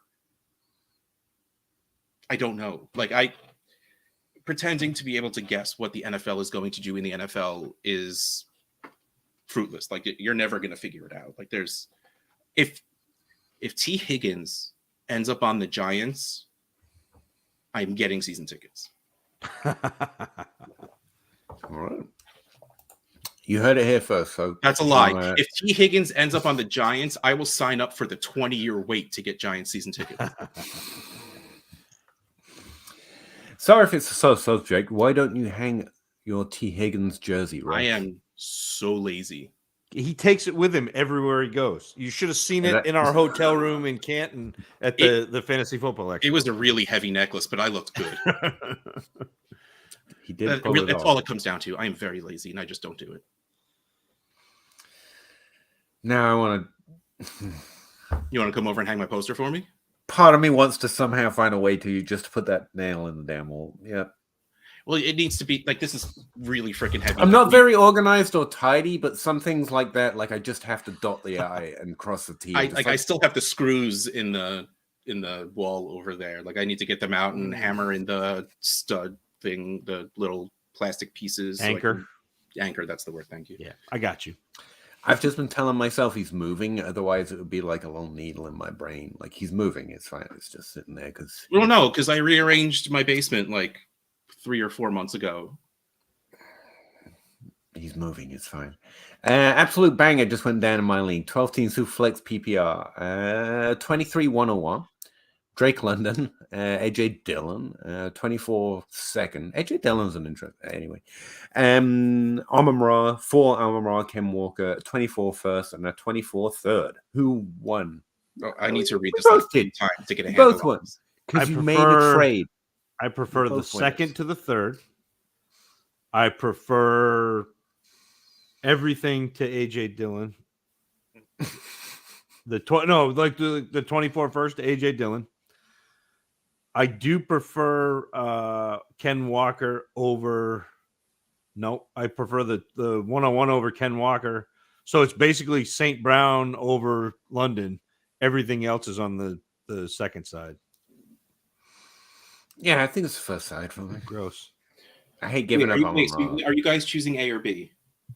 A. I'm gonna choose A, but it's Yeah, I think I'm just But going to it's choose close. A because I it's don't think simplified that's and it's now. yeah, Like I like the idea of Amon Ra. I'd have to flip Ken Walker, and that 24 first is random. right. Because if anything, I could turn that the 101 into something like Amon Ra plus and feel fine about it if I felt like doing it. Oh yeah, there's an Amon Ra in every draft. But I think so. I think this, if you continue to trade, the second side has a shot to win that because Ken Walker is worth close to the 101 right now. I think that's fair. It comes down to I evaluate trades as if it's my team, kind of whether I should or I shouldn't, and I know I'm less likely to make trades than some. So, like for me, side A wins. I think that's a fair separator. Yep. That came up with there. Justin Johnson, Swift or Mixon for 2023 and beyond? Swift, easily Swift. Swift before Mixon was a criminal for like the third time, allegedly, perhaps, maybe. I don't know. It's been Swift for a minute. So. Yeah. Regardless, he's had more value than Mixon. But if not, then you know something about your league. If Joe Mixon has been holding value over Swift all this time, then you know something about your league. 208 Dotson. It's different than ADP or General Dynasty. I wouldn't be happy, but I would sell Mixon for that. Like, because how much more? Mixon 208 and Dotson's really solid. And a 24 first, yeah. I'm turning around and selling Dotson to Peter. I'm not happy with the idea, like the order of all of that. Like, yeah. No, you're not, because nothing I would trade for him you're interested in. You don't like second round picks. You don't like third round picks. I'm not giving you a first, so it just wouldn't happen. Justin, again, can you guys talk on future reserve signings and contracts? I can't so much. I really stay away from the contract side of things. How to navigate many signings right now. What to look for in Dynasty prospect. Signs that a player may take the 53-man roster. I can talk about some of that, actually, but not specifically through contracts and signings. Like we were talking about T. Higgins, it's not something I pay a lot of attention to. But does anyone have any specific thoughts before I launch into a bunch of ancillary shit? So, Justin, it sounds like you're talking about players who are already in the league, so not incoming rookies that you're looking at as prospects. Yeah, so I'm very confused. Well, because that's what it sounds. So it sounds like, Dynasty prospect, not an NFL prospect. I think like lower tier players lower down the depth chart who might end up. Okay, gotcha. So, this is Peter's wheelhouse. We might as well just let Peter talk. Not really. I don't have. I mean, this is UDFA, Peter. This is your thing. The problem is the signals of. Everything starts from a college profile perspective for me, and undrafted free agents typically come from lower conferences, the MAC, the freaking whatever. I don't even know for college. And those numbers take squinting at, especially in context. So you have to go looking for previous NFL prospects from that area to try and get a good idea of if they were productive in their situation or not. Because most players in the NFL, even trying to compete for a spot in the NFL roster, are going to have market share and yards per team pass attempt numbers that look pretty good, to be honest with you, because they're playing so low. Beyond that, especially when you're talking about current NFL players competing for a roster spot, I find undrafted free agents who remain on the team is one sign I look for. Like, this isn't their first year, it's their second year, and if they again get signed back onto the team, that's a Tyrell Williams, Cameron Meredith both did it year one, actually, but it's also some positive sign for other players whose names slip my mind. But that's one of the things, players that continue to stick on the roster despite having such low draft capital. And basically you judge everything relative to the context they're coming from college, but also the relative lack of investment from the NFL. And yet you keep earning roster spots, that you keep earning snaps.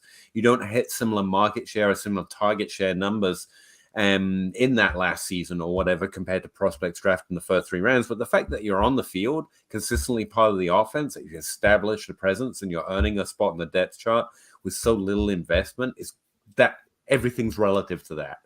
And beyond that, recognize that even undrafted free agents, while they do have a slightly longer arc because of that, they have to earn their roster spot. They typically spend a year just earning mediocre or below average numbers. And they do still have a fairly fast turnaround. Like the ones I can mention that are worth significantly paying attention to, like Tyra Williams, like Cameron Meredith, like Adam Thielen. By year 2, most people are aware of them, whether they're buying in or not. And by that time, by the time they're integrated into the offense, you can start judging them on the same level. Like, what is their target share? How are they performing on it? What's their targets per route run?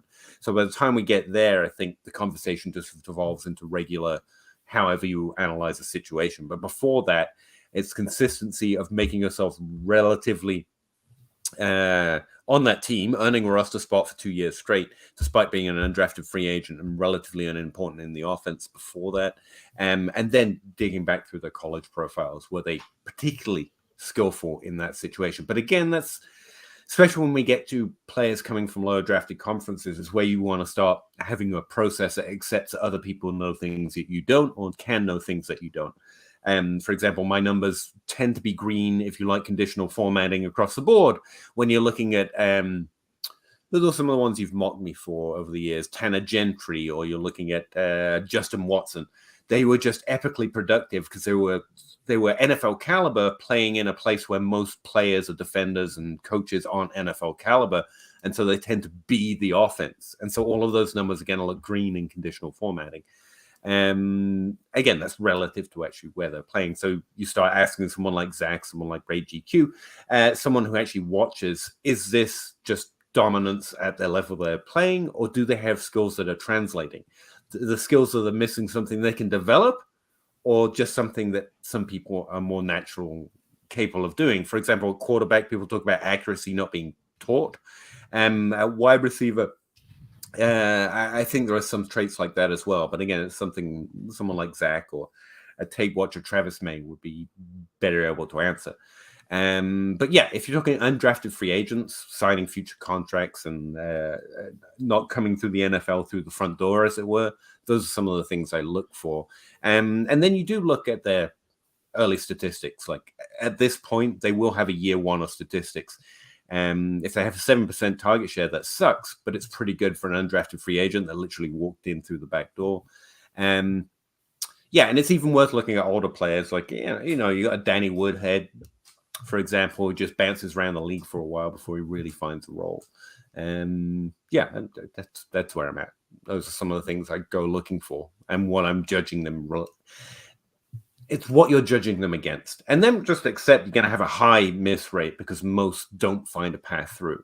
And so then when some do and everyone's like, oh, they're undrafted free agents, like they've been that for a minute, and you get to get mad at everyone for not recognizing like a significant portion of fantasy relevant seasons come from those undrafted free agents guys. And they've been working up to it. They didn't just undrafted free agent and now suddenly they're relevant. Oh, they're nothing. No, there's been a sea of them. And these are the guys who made it through those filters. So yeah. Anyway, anything else? I'm mostly looking for that RB in front of their name because running backs are slightly more common. Yeah, those are the guys that have a better and come from nowhere quick. Yeah, a better chance to come in and take over a role just because there's only, there's one running back. I've said this before. There's one running back on the field. So injuries and that sort of thing, it's easier to usurp one player than it is to come in and try to take over 3 or 4 if you're a wide receiver. So I will say, if you're doing it draft adjusted, so I'm on Ross St. Brown versus, Zach Pascal, for some reason, is the name that jumps to mind. Everyone, again, it's like the undrafted free agent thing. Everyone wants to it's almost a double count. It doesn't count because he's lower drafted. It's like, no, at the time you're getting 20% target share. Outside of they don't just throw to a guy 20% of the time from the 4th round for no reason. And he was at like 30% during the stretch. It's like, that's when you can start to knock people's opinions on their head. It's like, oh, this is just because of the situation. It's like, you don't get there if you're not good. Like, we're past that point by the time you get in Amon-Ra St. Brown numbers. But you will see players who flare up through Tanner Gentry was one that I really hoped, but he was just used as a spot starter and almost continuously during the season dropped back to like the practice squad or whatever. And the team just wasn't interested in developing his role. He was someone that was situation based. But yeah, that's another thing. Sorry. That's about all I got off the top of my head. Dustin Steves, 10 teams who flex PPR start 10. Herbert, Trevor Lawrence, Akers. This is his team, I think. Opinions on moves. What should he do? The first thing I see is B Rob. I hear his name a lot. I think he has more value. Yeah. So he's the first running back I see on here who I think I might get more for than I would hold him for. You do nothing. You just win for the next 6 years. Your team's really good, and you have all of those picks. It's pretty good. So you know what you do? What's the best player you want on your team? What top 3 players don't you have? Go and get them. You're missing a Mahomes or an Allen. And I love basically T-Law. Like, just probably also make me happy. But yeah, like upgrade to Allen and Mahomes or Hurts. You could probably upgrade Njoku to Kelsey. And you'll want to.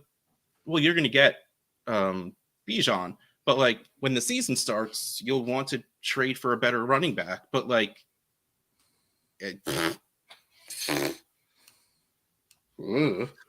yeah, those are the ones that occurred to me. Bijan Robinson into anything more value if possible, but I think I see Pittman up a tier. He's the first player I see. But we talked about him being this really weird value area. Go get Chase and Jefferson. And then Njoku up to Kelsey.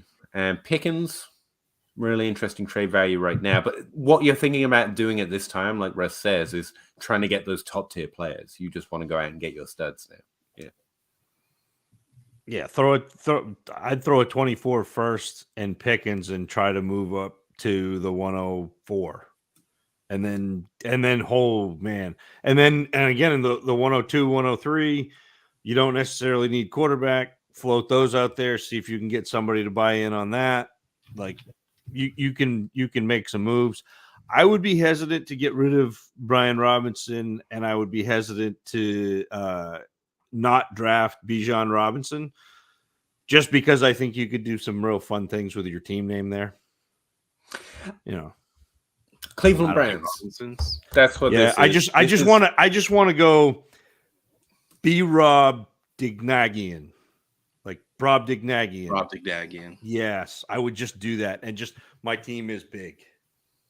I think the story that comes to mind here, Dustin, your team is Browns. You've built up a bunch of value. Now, the problem that they went through is that they fired the guy who built it and spent all the money.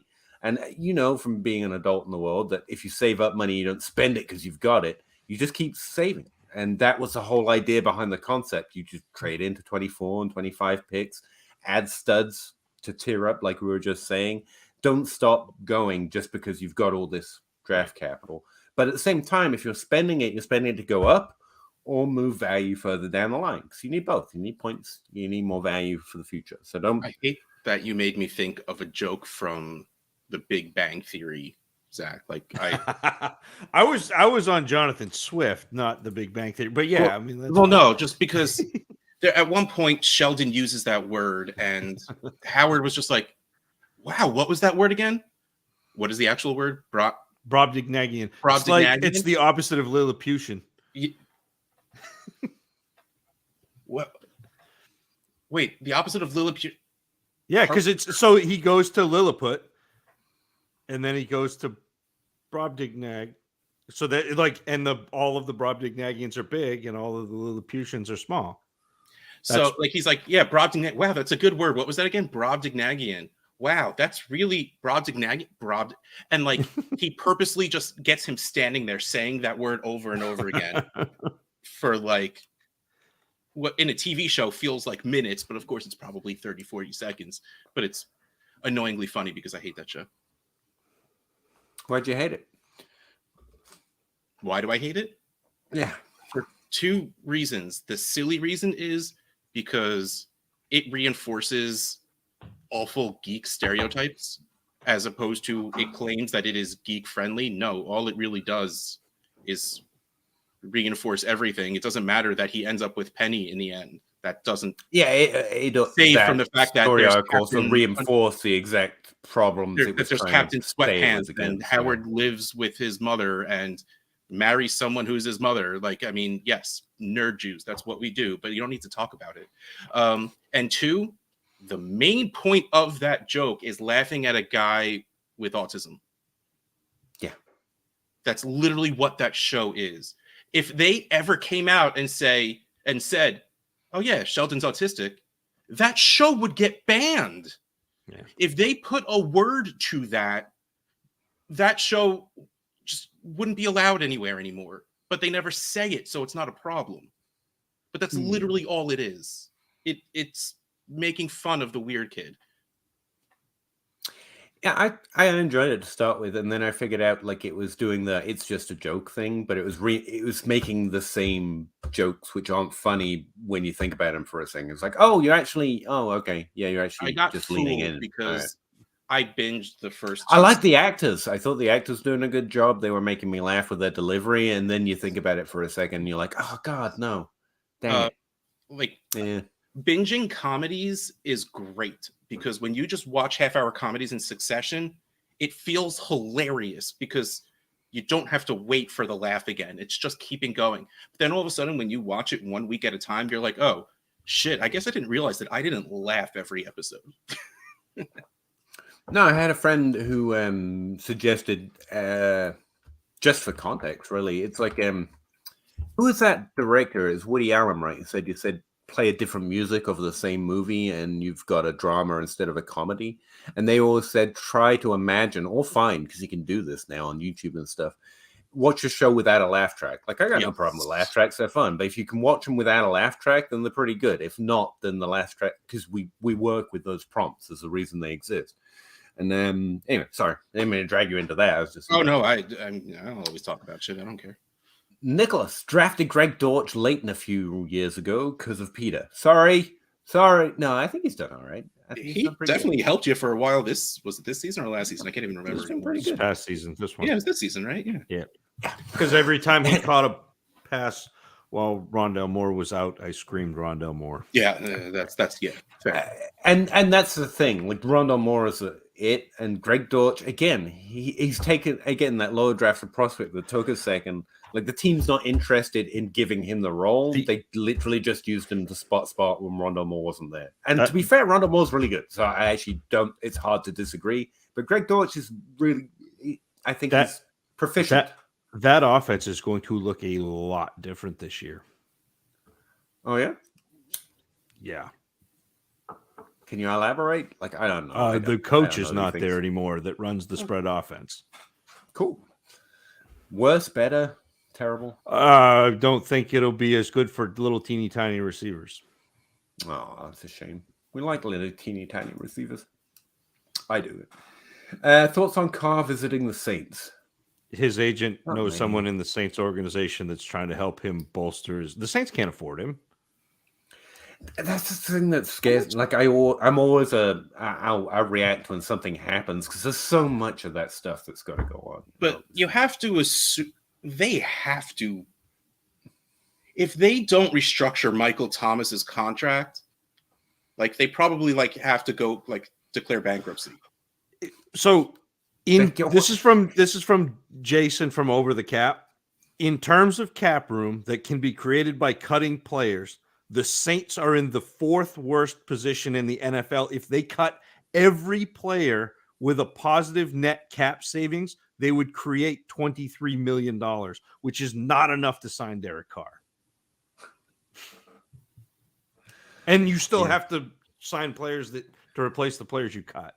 Like I don't believe that they can do it. I mean, maybe, but man, probably not.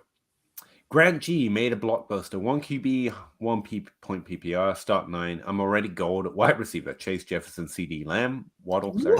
That's like double platinum. Yeah. Yeah, pretty sure you're good. Gave the 110 and the 111 plus 224 seconds. 224 first. For Bateman, Irv Smith, and Irv Smith. Got Walker, Mixon, the 203 Pickett. And win? Wait, so he gave the 110. He gave 4 firsts, Bateman. For Walker and Mixon. No. I'm not a fan of that.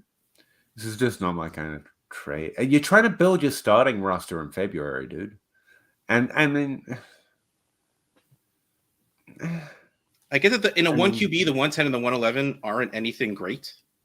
So you probably do have to add to that. Like maybe if you took Bateman out of this.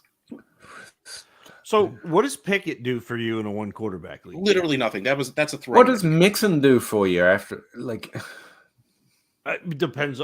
Again, start 9. Mixon is starting. Break it down. Value. You've got 4 firsts for Walker and Pickett, basically. But like the 110 and the 111 isn't getting you Walker.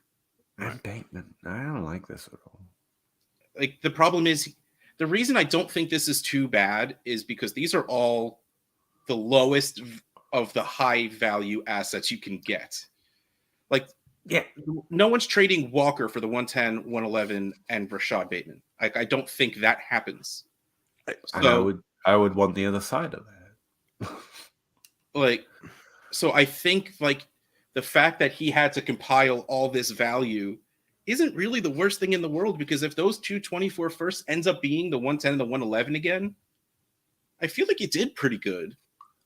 But I think he gave up 4 firsts and Bateman and got a starting running back and a wide receiver. The problem is the specific players in this. We all feel that Walker is overvalued. We're all sort of done on Mixon. The 203 isn't much, and Pickett is nothing in a 1 quarterback league.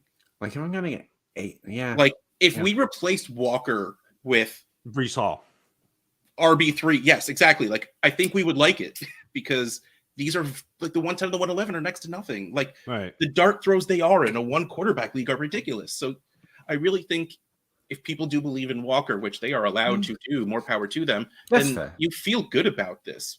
But when you sit back and you're just like, well, 4 firsts, really? And like, that's Walker generalizing it too much. Or Breece Hall and Pickett, I would still. Well, I mean, like Mixon is not dust yet. Yes, he will start every week in the start. That's the thing. Like Peter, like they 10 or 12 teams start. That whole situation with Mixon and his legal troubles is on pause. They basically we're not going to press charges yet. I think they're still trying to get more on it. But if that's nothing, like Cincinnati has already shown that they have no qualms having him on their team, and they're going to play him, and he's going to be. No, it's not that. I'm not doing the Mixon thing. I just think the team's ready to move on in general. Like, I don't think Mixon's long for the starting job there. You think that it's not like he's been overperforming? Do you think they're going to draft somebody when they need? I mean, they need crazy offensive line help. They need to spend every single draft pick on true. But the thing is, they'll still need running backs and running back. But yeah, if they spend a day 2 pick on a running back, that feels luxurious for them. Yeah. So if you think Mixon's a starter, this value makes somewhat sense. But like, that's a big if. This is buying 2 starting running backs in February when one of them, I think, is already a little bit dubious. No, you're right. This is a very weird trade, no matter how you look at it. But I think in the long run, if Mixon is still considered a starting player on your roster, which I know we don't care about starting lineups, but he's seen as a starting player, so his value is that of a starting player. And then if you believe Walker is that RB3, I think you compiled value on these pieces that mean nothing to you. And that's really good.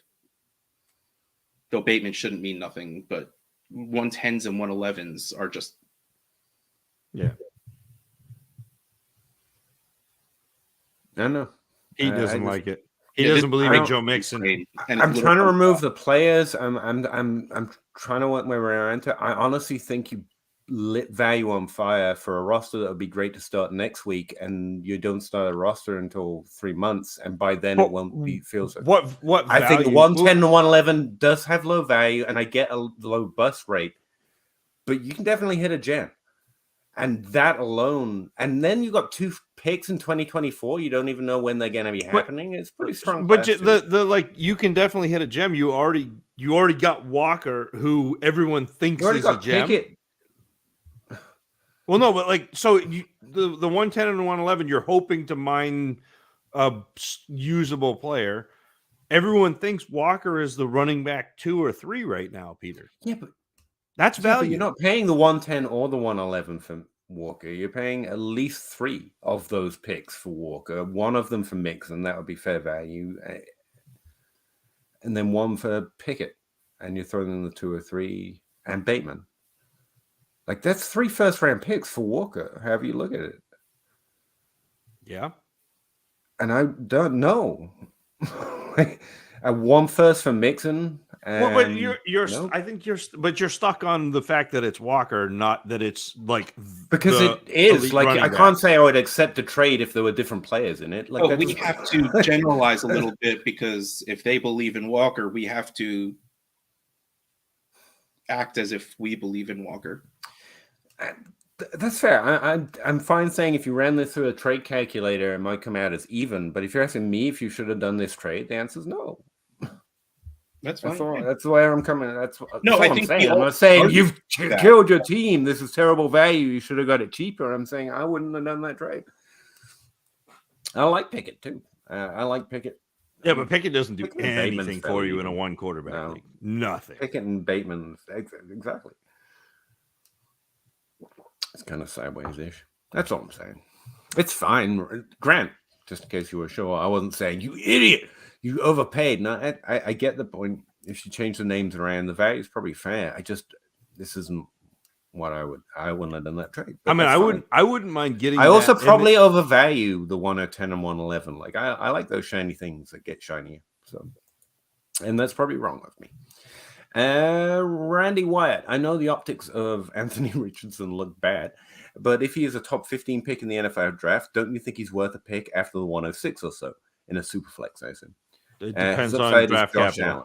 But that's what he's saying. If he's a top 15 pick. Yes, he is. If he's a top 15 pick, then he's worth, I'd say, again, after that. So I'd have my group of Bijan Robinson, 2 quarterbacks, assuming they get draft capital also. The wide receivers, and then Jahmyr Gibbs and maybe Quentin Johnston. And then, we're talking about Anthony Richardson. If Will Levis gets draft cap, in a super flex, you should take that shot. This is you get Josh Allen because he's a bet. I knew this at the time, and I think we made bets on this. If Josh Allen works out, he's continuously going to prove that every quarterback is a really good buy in the late first round when most don't hit. The logic here is sound, but I'm going to defer to, again, Zach Reed's take on draft picks. I'm fine. That's probably where he should go. I don't want to make the pick. I think I answered this question. If it wasn't you, Randy, it was someone else asking the exact same one on Tyler's new show. It's fine. That's where his value should be. It's Trevor Lawrence and Marshall, since I've talked about them more. That's where their value should be. I want someone else to make that pick because I think it doesn't work out more often than it does, and I'm trying to get out at that point. But that's probably where his value should be. And we also have to remember we drafted Josh Allen in the 2nd round. So Fair. McD, but is my wide receiver 1 after GSN. You didn't even try. I haven't got there on him yet. I did. I've just given up. Many years ago. I honestly think he would be less offended hearing me say that than try to pronounce his name. Like the way I pronounce it has got to be more offensive. Because it sucks. Yeah, I think, unfortunately, because it was the last season, I think that's what dinging him. I think he's a good prospect. Not anywhere close to JSN and Addison, even if he played the last year out and I had the same numbers as them, to be honest with you. But solid. Yeah, really good prospect. I don't know what you're talking about. Numbers, but yeah, he's behind him. Of course, I make them up. It's not a real thing. Don't worry about it. Right now, I've got like Downs, Quentin Johnson, and Boutte as players that I think look solid. Like I'm in. I think they're pretty good. But I just want to look a little harder before I know. There's nothing that I can find that would ever put in there, JSN and Addison. But that's me. Gavin Ferguson, my league mate needs to draft Boutte. I think I just met him. Team needs could be Chase and Boutte at ETN, but he does open up those naming options, doesn't he? I hate player pun. Rob Dignagian. What was that word again? I hate him because I'm no good at him. Trampion, 12 teams. Dr. Ampion, Peter. Dr. Ampion. Show some respect. That's 8 years of college. 7 years of Ampion medical gonna school do to be that. called Mr. Never going to do that. 12 teams. 1 QB, no tight end premium. It has a 102, the 104, the 108, the 2 of this. Mixon and Brian Robinson. Herbert. That's Khalil Herbert, sorry. Jameson, Pickens, GK, Wandale. Yes, you just picked the best player. You don't. None of that mattered. I didn't need to read it, although I enjoyed it. Thank you. If you can get to the 101 without trading the 102, like if you could do the 104 and 108 for the 101 and walk away with Bijan and JSN, I think that's really good. Yeah.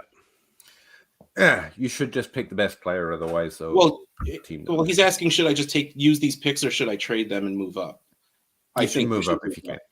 Yeah, and with that much capital, you should be able to. I'd even throw like Pickens and the 108 or Pickens and the 104 and try like that, because I think Pickens has more value than. So Pickens had a decent rookie year, and we talked about Pickens having that huge ceiling.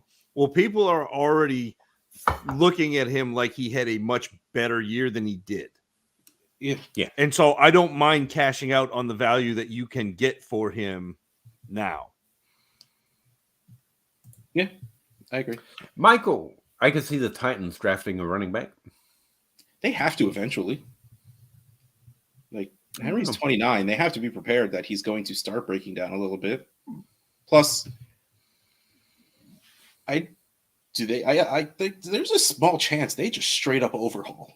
Like, they have a new GM who builds rosters very differently than the roster they have, because this was the player personnel from the 49ers. So it might come down to if they feel as positively about Traylon Burks' rookie season as we do, whether they want to completely rebuild or not. I think. I don't think they're trading away Burks or anything, but no, I mean, if they think they're going in a good direction, the wide receivers sorted, then they're not. Like, if anything, they keep Burks there and just either work him into the scheme or just let him be him and for a year or two and then figure it out later. But like, I don't think Henry needs to be part of this plan going forward. True. Justin, 12 teams who start 15, 40 roster. Orphan rebuild, have the 101, the 107, the 109. Has this. Start 15. Start 15 devalues, Bajan? Start 15. No, start 15 increases the value of studs. Isn't that the opposite way? Yeah. Well, value, it trade, yes. Value of a stud player, no. Like, you are not going to get no. There are 15 stud running backs. 2 seconds. What's the actual question? It said stick with it and get young, or sell it and get a mid first in 2 seconds. Oh, you want Bijan above Either of those options. I know it said unless the actual like if you're saying start 15 devalues Bijan, then if you're saying that your league devalues running backs, then maybe. But okay, so it doesn't devalue Bijan on your team. right. Studs are insanely valuable because people I'm trying are to wrap going my head around that idea. Like, am I getting it wrong? But it seems to me start 15 means that's even more extreme. Well, you so need depth on your team, Yeah. but having studs is still important. If Right. it like studs and duds would work better in 15 because as long as you have enough guys that will score close to double digits at the end of your roster, you're fine. But if you have 3 dudes scoring 20 to 30 points, you're better off than most teams. Like, that's really what it comes down to. It's impossible to trade away studs in this deep of league because everyone will say, but I need the depth, but I need the depth. But yeah, it's not inverse. It's not you start team. more so the value goes. It's not an inverse relationship like that. I see how you got there now. But no, yeah, on smaller rosters, studs matter more. But on bigger rosters, studs don't matter less. There's just more depth that matters. Right. And it makes it harder to move studs because everyone just wants depth. And it does devalue them in trades, but I don't think it devalues them in for your team value to your team. Don't trade him for a mid first in 2 seconds. Yes, this you can't. That is not. You need so much more. Yeah. Look, it's none other than the famous Jake Anderson, PGA professional. He's a professional sports guy. First time caller, long time listener. It's golf, to be fair. Like, let's not get crazy. But yeah. Could you guys expand on Peter's flow? That I tell you, Jake, DLF just had an entire 45-minute meeting about Peter's salad. Like, that's the lettuce. Like that's what they just had the meeting. Yeah. We were late. I don't know why they're going to go to them. It's just emphasizing how little I matter and then making fun of my appearance. Really, they're very toxic. Well, you matter to us, so that's all that matters. That's not true. I'm either. jealous of your hair. We've told Peter. them about the after show stuff. Like, I don't know why I keep existing. Michael, Addison equals less physical Devontae Smith.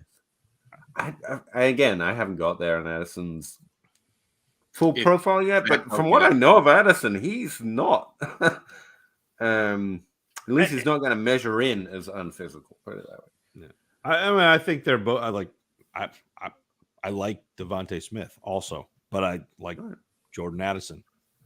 I think we're okay. Addison might have played safety, was something Travis dropped when they first went to college. They were like wide receiver or safety. Yeah, he came in as a athlete, not a position. Yep. Equity loan. Addison will drop after combine. Then they God bless him. Takes all sorts. Special people, slower than you guys think. I literally think 0 about his speed, but okay.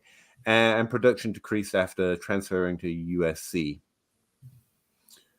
I think we're going to have a relative thing in there, but yeah, his production's been good. Playing the next year's first round pick in Oklahoma spread offense. Pass. You got to process. I think it looks great. But, I like N'Keal Harry. Go figure. JB, 12-team, 1 QB, start 10. Traded away Waddle for Judy and Marcus Brown. Wait, Danny DeVito, Jeff. Nope. Yeah, this is. And I really like Judy and Marcus Brown, but no, that's. He teared up on you, and again, like Russ just said, Judy and Marcus Brown are pretty good values right now, but you let him add two quarters together and get $1. Wait, 4 quarters together, but there's only 2 of them. I'm confused now. I'll think about it, get back to you. And figure both could rise and get hype. Nope. No one will ever hype up Marcus Brown. It doesn't matter. Promise you. He's a new Tyler Lockett. It doesn't matter how good he is. No one cares. His value is what it is. And as for Judy, maybe, but it's not going to get to where Waddle is now. No. Especially not by himself. Waddle is at max, but that's the difficulty where his value's at. Like, it's really difficult to use in order to improve a roster if you've already got Waddle. He's about it. But we have seen a few examples of where that has worked, like tearing up at quarterback and trading across to like Amon-Ra. Wasn't that a trade earlier? And plus starters are valuable in this format. What do you think? Well, there are some thoughts, Jay. Again, I don't think you got two bad players. I think I'd rather have one. Justin, when do process trades start to outweigh roster construction? I don't understand. I think I know what you're saying. When does a good value work out to be bad because you need to start players? Oh, well, yes, 1000%. You can't just keep getting. The point of gaining value on your team is to do something with that value. If what you like, kind of like what we said before. If you're building, you just care about value until you get to a place where you have enough where you can start thinking about your starting lineup. Every other trade where we're talking about value, that's why I tend not to think about follow-on trades. It's like, does this team improve my team as best as I can get it, or do I need another trade? Whereas if you can cascade trade, but even in that situation where you're not building, you're trying to work a way around to where you can fix your weaknesses. So you get more value so you can go get the players you need to fit your roster construction. So you got two different situations going on. You can use value for both, but I only care about value if my roster construction doesn't matter, because no matter what I do, I'm not competitive. I'm rebuilding. Versus if I'm trying to gain value to go get the running backs or the wide receivers or tight ends I need when I need them. So yeah, you can use value either way, but it's only in a rebuild only value matters to me. Or time of year. Like, I could not care about positions right now in making trades. The only time that's a broad statement that's not 100% true. And that's part of the problem. I think we're talking very broadly. I'm trading away a quarterback, yes, you have to worry about that, because there should be a tax if you're trading away a QB and not getting one back. Plus, in your specific league, if it's really hard to trade 4 quarterbacks, you do need to worry about that a little bit.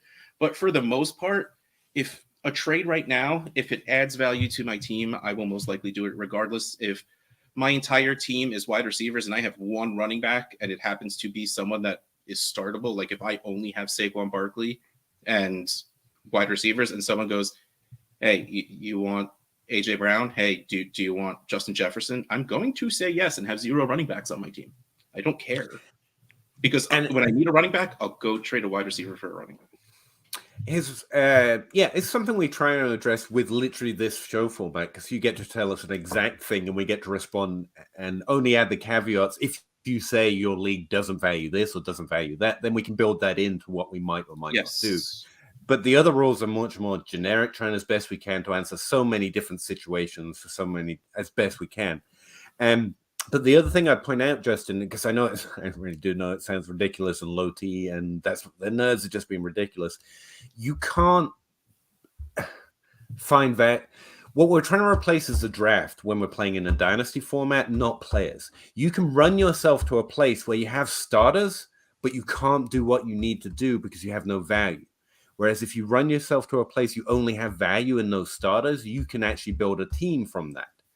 And so rebuilds happen when you run into a starting construction with no value, not the other way around, if that makes sense. Like if you have 2 running backs, 3 wide receivers, and a tight end, and you're good, but no value because they're all older and they're not shiny, but they're scoring points, that's how a team can die due to accident or player we just miss.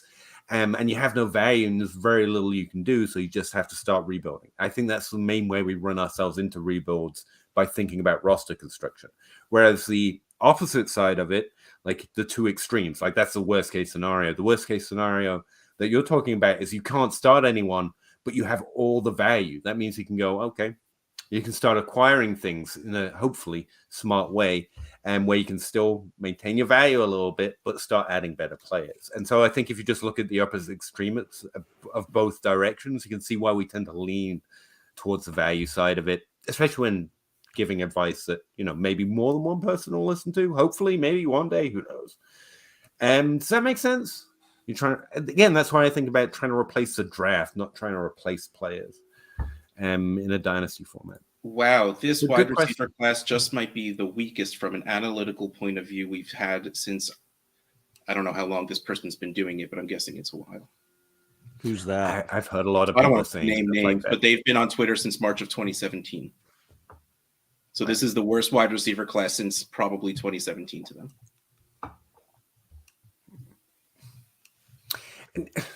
I don't want to be uncharitable to people, but when big people start saying a thing, even if I agree or don't agree, that's interesting.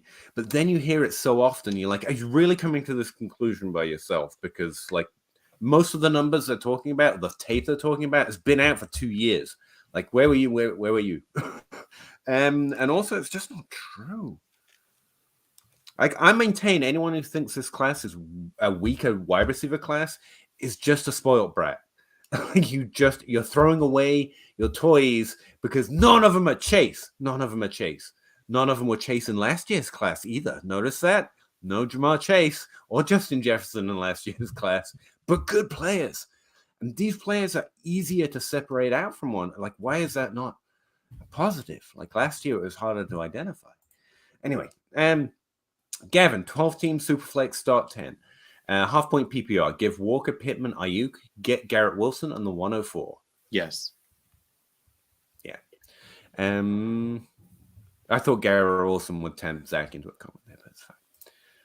Garrett Wilson versus Pittman? No? Okay.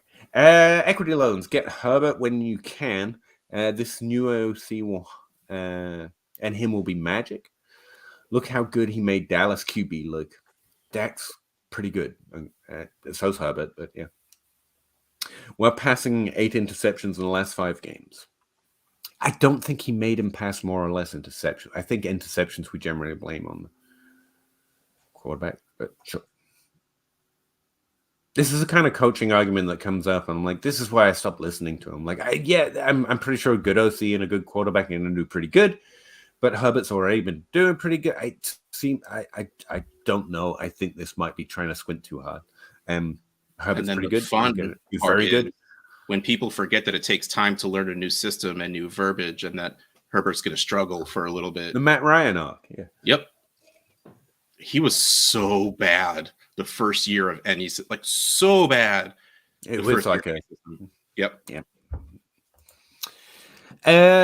Randy White, and the thing is, like, this is how a moron like me gets trapped. The Matt Ryan arc does it because I don't know, and so every other year people were like, Matt Ryan's great, he should be held in a top 5 conversation, and the next year is Matt Ryan sucks, and just as many people with just as much certainty and just as much authority, these players are good, these players are bad, and it's like the wide receiver conversation. It's like, shut up, you know.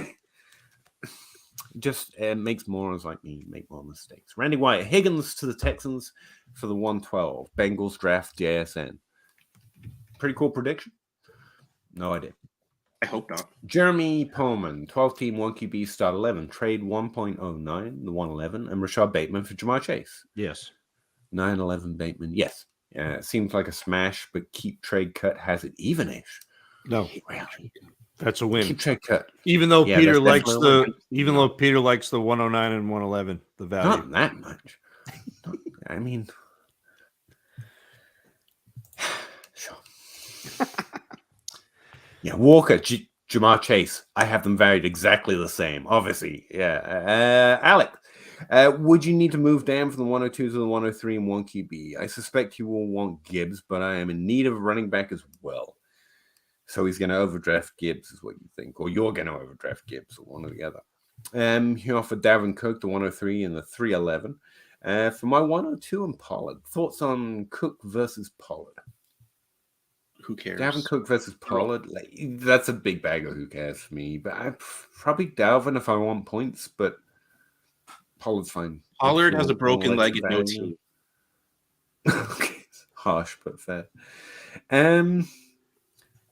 Yeah, my main thought here is both of you are trying to get the 102 to overdraft a player. So I'd probably trade back and get whoever falls. Right? That's the process. Yeah, I mean, I'm not going to draft for need in a rookie draft. I'm not going to move Jahmyr Gibbs up to Can't the make me. 102 because I need a running back. I'm not going to do that. I'd rather trade the 102 and get a running back, or trade the 102 to the guy that wants to move up and draft Gibbs, and that's fine. Get multiple picks for it and do things that way. But I'm not going to make him or let him make me draft a running back because I need a running back. You don't need a running back right now anyway. You don't. Eventually you will, but you don't right now. I would say at the 3 in a 1 QB league, you're going to get a choice. You're going to get one of the players that you like. It's going to be Jason, Addison, Brian Robinson. And if they draft Gibbs, that just gives you an extra choice of 2 of the top 3 players in this year's draft. So I would say I'm not being overly tempted by the trade he's offering here, but I try and get something else. And it's a solid trade. James Flatley, 12-team 1 QB PPR start 8. I give my 23-101. I get 23-103. And a projected mid to late. Projections are really tough this far out, but fine. I mean, you're already like projecting mid 24, so it doesn't really matter. Mid to late. And Ramondre. Is that enough for the 101? Yeah. Yeah. 1 QB. No. So you get one of the wide receivers, you get a pick next year, and you get a decent starting running back. I mean, like consider this, that if this were a super flex, you're trading from the 101 to the 105 for a 24 first in Ramondre. Like, that sounds so different. But I think I need more. Like, I need more now. Like, Ramondre needs to be. I get it. Ramondre did really well. Chances are he'll still be good next year, but I need something better and more solid than Ramondre coming back. This is a trade you put Ken Walker and ETN in, and even though I don't like it, I see it, if you know what I mean. Like, if you need a running back, it needs to be. And if it was Najee and Brees Hall, I'd be around like, that RB5 area. Yeah. Alec got off at Higgins, Kittle on 24 first. For Chase. Oh, never mind. No, don't do that. No. And a 24 second. Wow, they added to Chase. Nice. They're like, oh, because you need to add a little extra to Chase to get this. And I like those pieces. Like, I like Higgins, I do like pieces a lot. Kittle. I like 24 firsts, but Chase. Like, does have a shorter roster as well, so that roster space is nothing. Well, it doesn't really matter because Higgins and Kittle are going at that roster cut. So maybe that does devalue a 112. I don't know. I've never played Higgins, so I don't know what the likelihood of keeping the player you draft at the 112 is for however long. So I can't speak to that part of it, but it's Chase without the 24 seconds. A simple life by a simple rule. If you can trade for Jamar Chase or Justin Jefferson, you do that. Probably. But also, don't get me wrong. I don't think I would trade that to get Chase. No, I think Kittle gives you as much as he's been poo-pooed. Like, I think he gives you a positional advantage. It's in the FFPC. He's the new Gronk. You just have to understand he's not going to play every game of the season. But when he's healthy, you're getting a top 3 tight end. That's fine. Chris, Brees Hall for a 24 first and Khalil Herbert. I was about to, is that Justin Herbert? Because yes, I'll take the 24 first and Justin Herbert. But if that's Khalil Herbert, then no. Herbert, running back. It does say RB. Right? Never mind, I missed that. Yeah, no. That is absolutely still Brees Hall. Yeah. Appreciate it, Chris. I just told you.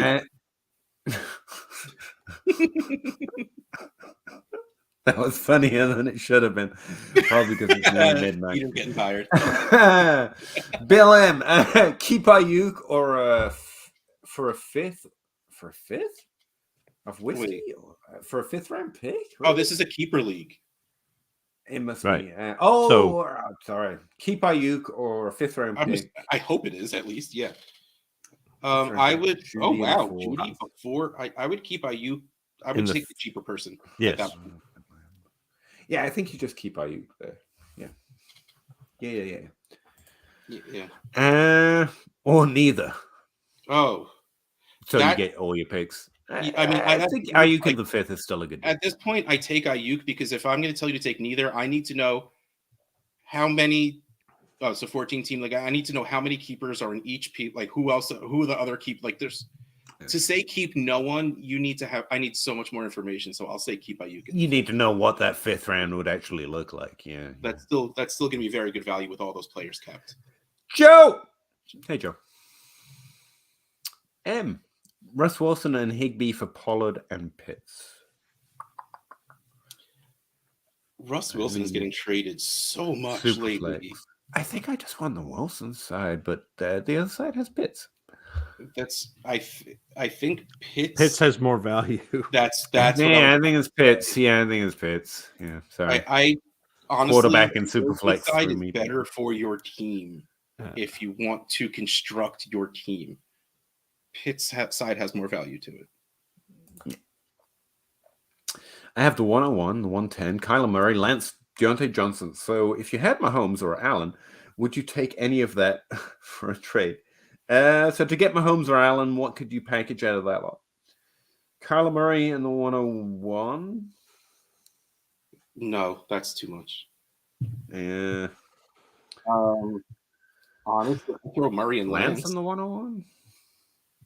If I'm getting out of Mahomes or Allen, that's kind of where my head's at. I want the 101. Am I comfortable getting Lance? See, I'd say Murray and Lance. Keep the 101 and get Mahomes or Allen. Man, if you could do that, I was thinking of it from the opposite side. Like, what trade would you want? But I think Murray and Lance is somewhat realistic because, especially if we are assuming that Lance walks in as the starter somewhere, you have Lance to start while you wait for Murray to get healthy. And honestly, like I'll throw in Deontay Johnson just to get the deal done. I like that. If I'm keeping the 101, I would send Lance because and Murray. Also, and again, we Johnson can't forget that this won't be the last move she makes. So you can do whatever the heck you want with the 101 if you're willing to trade it. But Fair. Absolutely, I would send those two quarterbacks and Deontay. Well, save Deontay Johnson for the plus in case they reject the initial offer. But like, without a question, I'd be willing to add it. I wouldn't add Treylon Burks. I would love getting Mahomes or Allen for any of the trades Russ is talking about. And Burks might make it better because if you're trading those younger things and picks to a team, they might prefer Burks over Deontay Johnson. So, but also I would be willing to, oh man, if you can get value for Jordan Love added, throw three quarterbacks that could be starters next season, take it. Especially because she usually plays in FFPC, which means the short rosters also. So she's getting roster spots by doing that. Sorry. 12-team super flex up with PPR, no tight end premium. In a rebuild with Lamar, Javonte, J.K. Dobbins, Damian Pierce, Pitts, and a weak wide receiver room. Plenty of picks for the 3, the 5, the 8, the 10, the 201, and 324 first. Thoughts on what I should do to get wide receivers? I mean, Damian Pierce is obviously the one you want to abandon, but he's so low in ADP because we all want to get rid of Damian Pierce. I don't mind trading Javonte for a wide receiver either. Again, because he still has value, and I don't mind doing that. I think Zach's right. Even Javonte, JK, you try to trade them from wide receivers as best you can. You add, let's see, he has the 3. I'm assuming this is 103, the 105, the 108, the 110. In a rebuild, you don't necessarily want any of those running backs. Yeah. You're trying to add that pick. You need to get a top 2 pick, I guess, if you already have the 3, or that top tier, one of your top 12 wide receivers. Disagree. Wide receiver class is awesome, just different than fantasy guys. No. See, we get painted by that stupid brush because fantasy guys run around saying something, and apparently we're not fantasy guys. Like, I love this wide receiver class. Honestly, I think it's the opposite. I think that the NFL guys are pooing, and I think they might class. they might have a reason to, but like fantasy wise, yeah, I think you're right.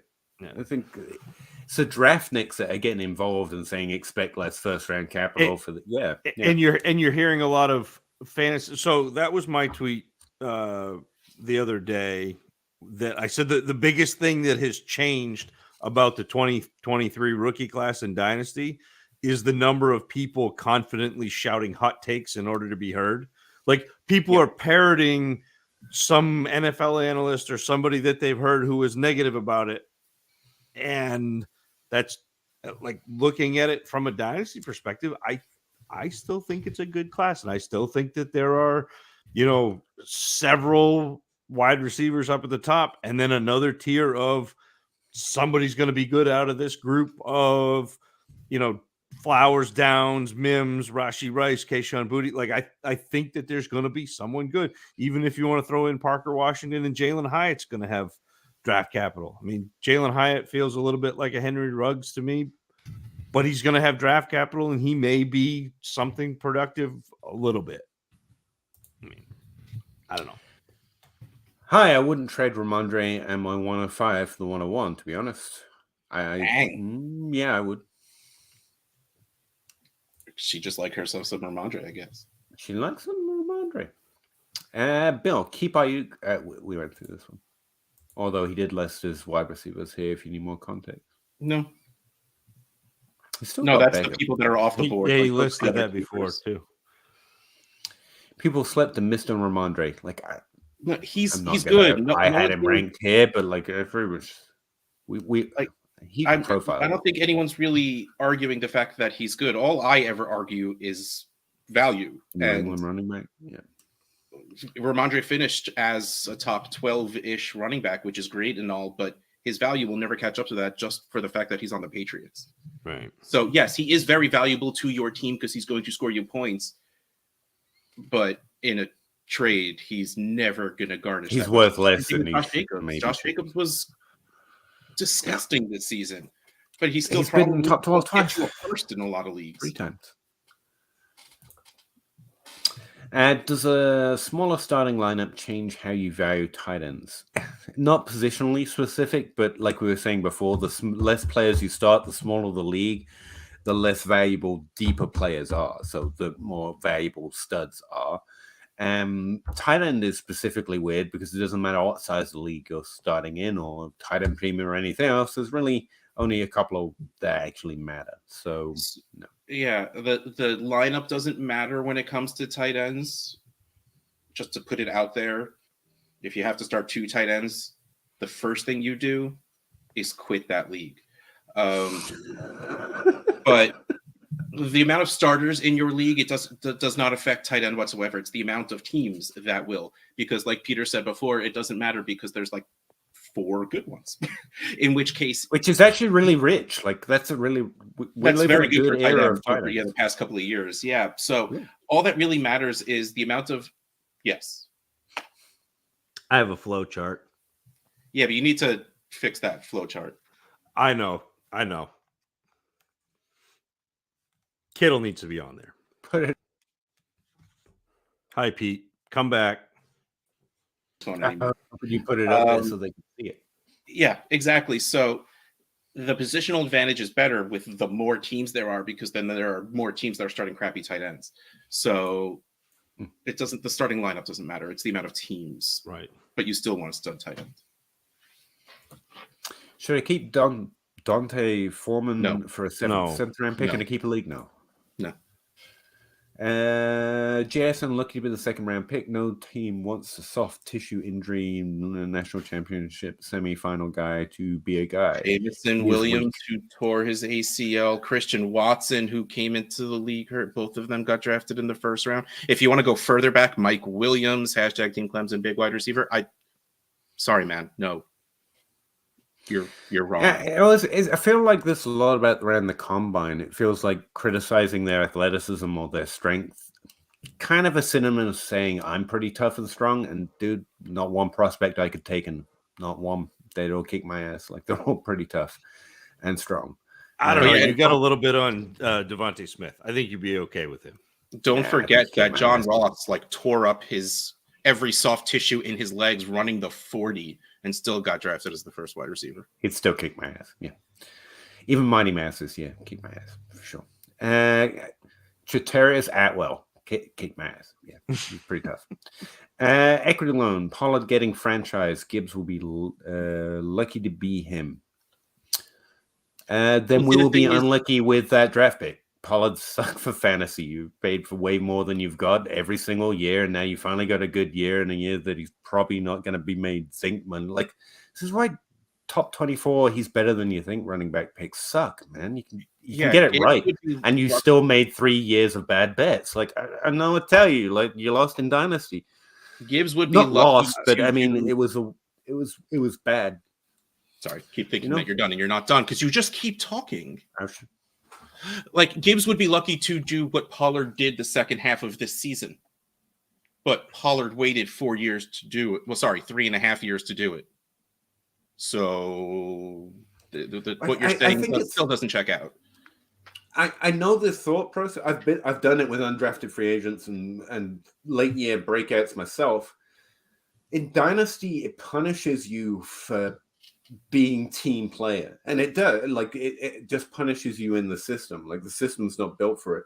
In that, if you're not right quick enough, you're still wrong when it does happen, and because of the format that we play in, it has a negative effect. Like, I mean, Devontae Parker's late top 24 breakout paid off not a damn bit because you either weren't starting him or you traded him away, and then the value didn't jump up because it was a late career breakout anyway.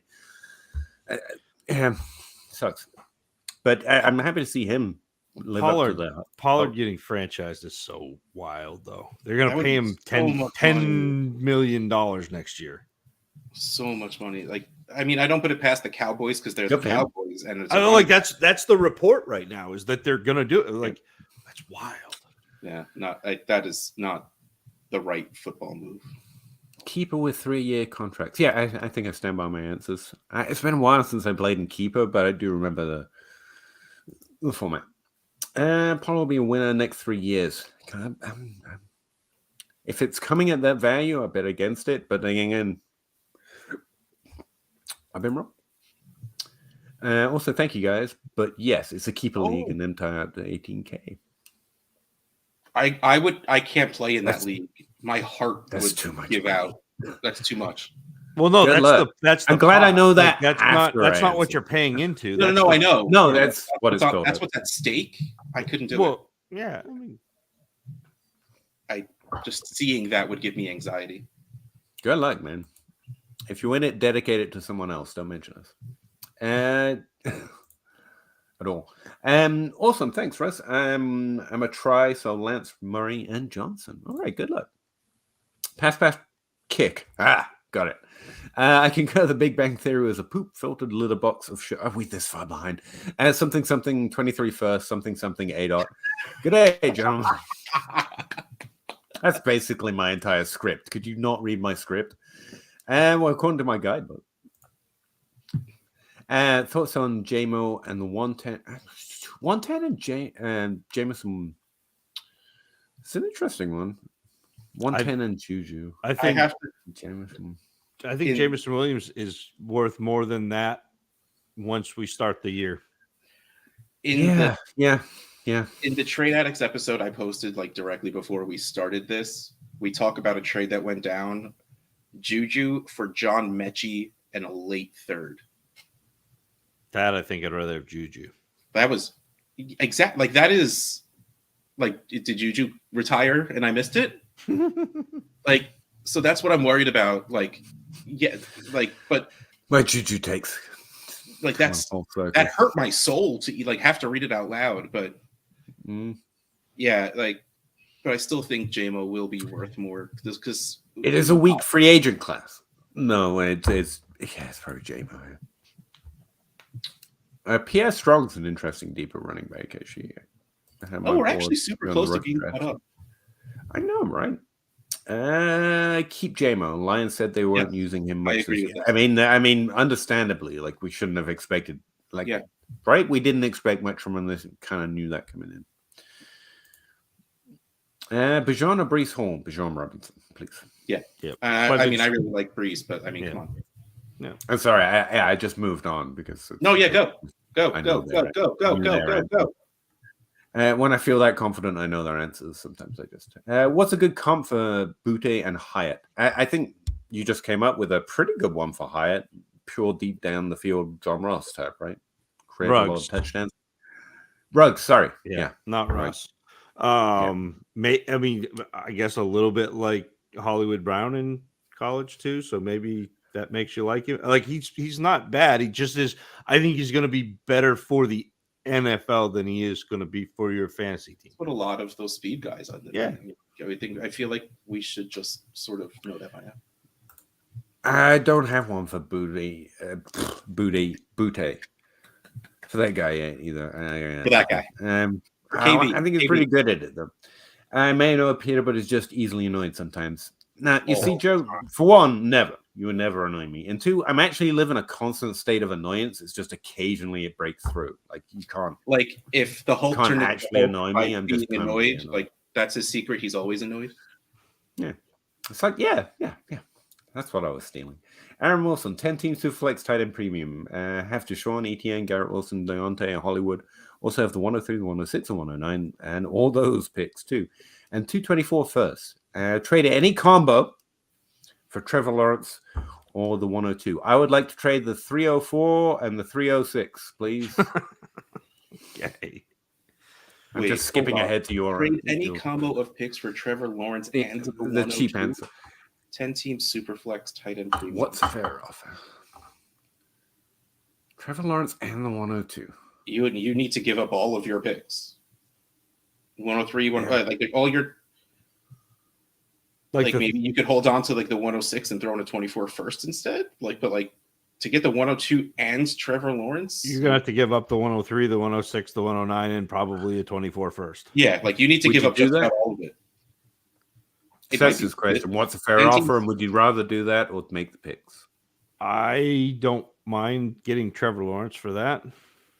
I would trade all of that for Trevor Lawrence in the 102. Not going to lie, especially in the 10 team. If they would take it, seconds and thirds will most likely be nothing. And then trade away Deshaun Watson, and then you'll have T-Law and whichever rookie QB you want, and then you can get something better for Watson. See, it's Trevor Lawrence and the 102. You've basically said, what do I need to send for these two really high value things? And it's like, I mean, that's a lot. So you need to hope that it's hard to come up with a trade that they would like because I don't know what they like. But yeah, the value is everything in that package that you can and throw. You have to hope like you don't have, yeah, there isn't like a clear two things that would get it done. You would have to send a bunch because you're asking for so much.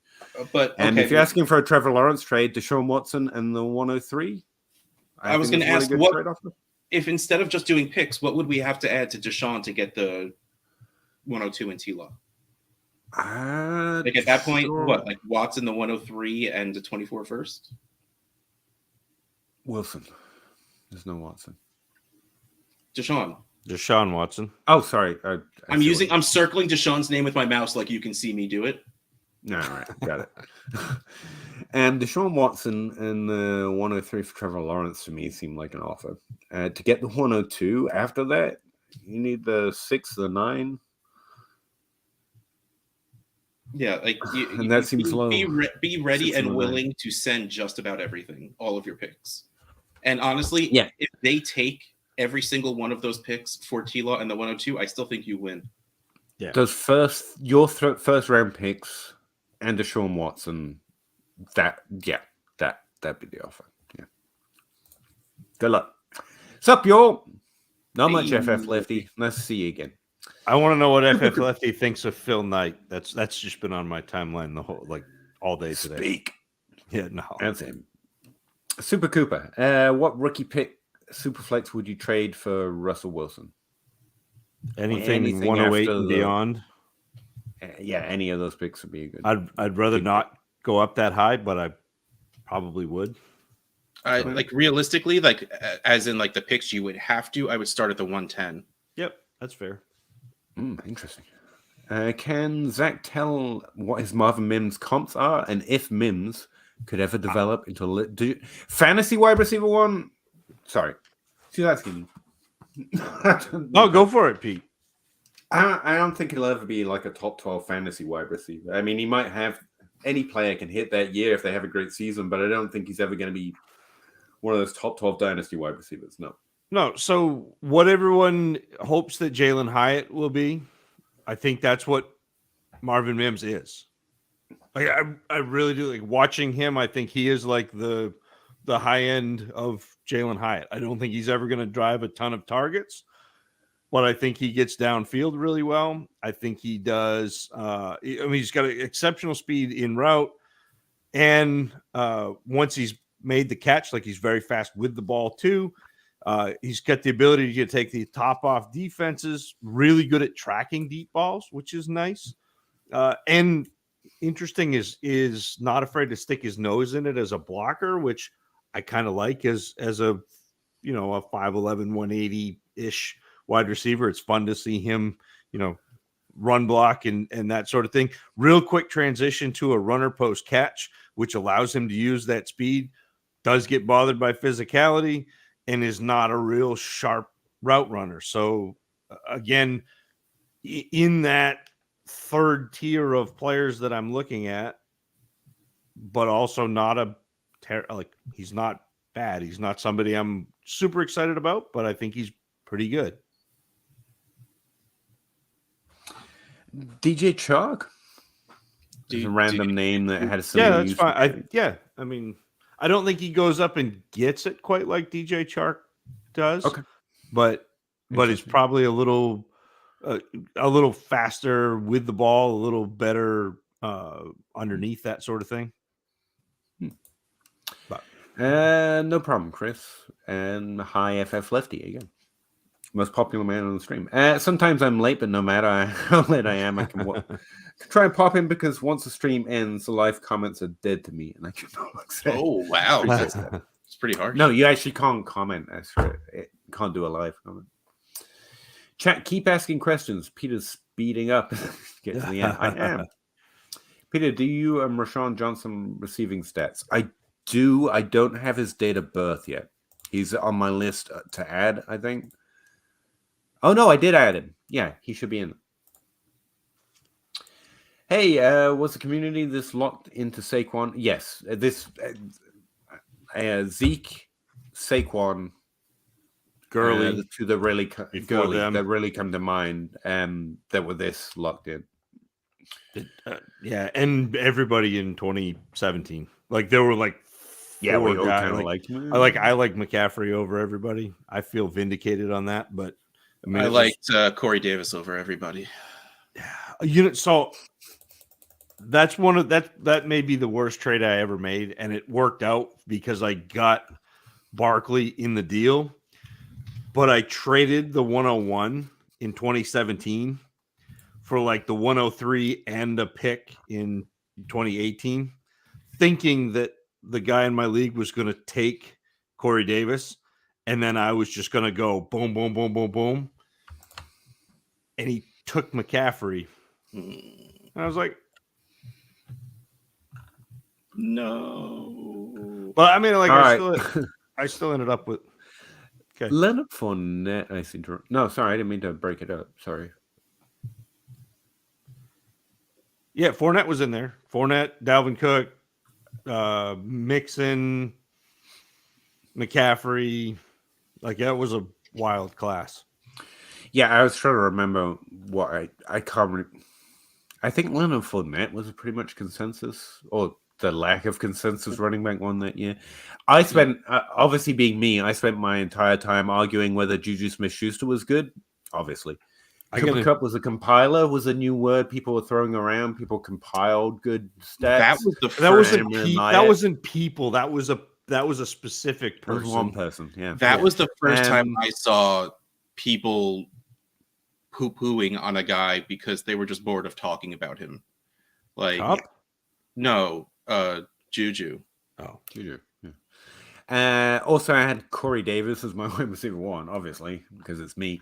But Bro. no, I spent most of that everybody offseason did. arguing that Aaron Jones was better than Jamal Williams, which I feel vindicated, but it turns out they're both pretty good, which at the time was pretty impressive. Jamal Williams came from this low conference and it was like, no.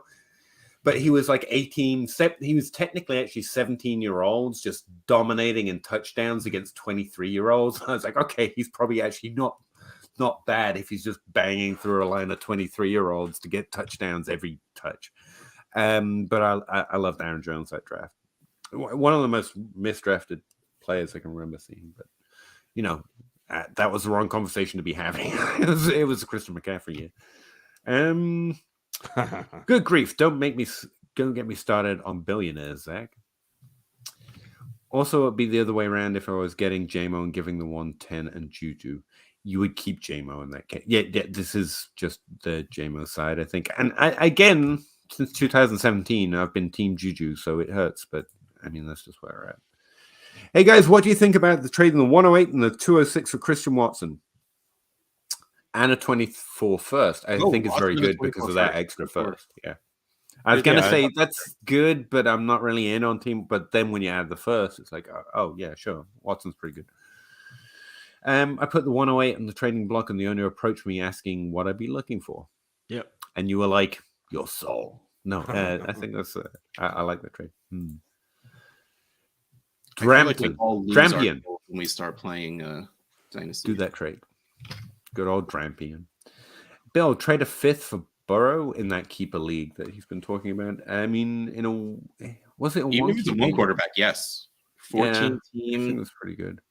Even if it's one quarterback, yeah. And a keeper league, yeah, that's almost guaranteed to be a value. Yeah. Thoughts on Charbonnet?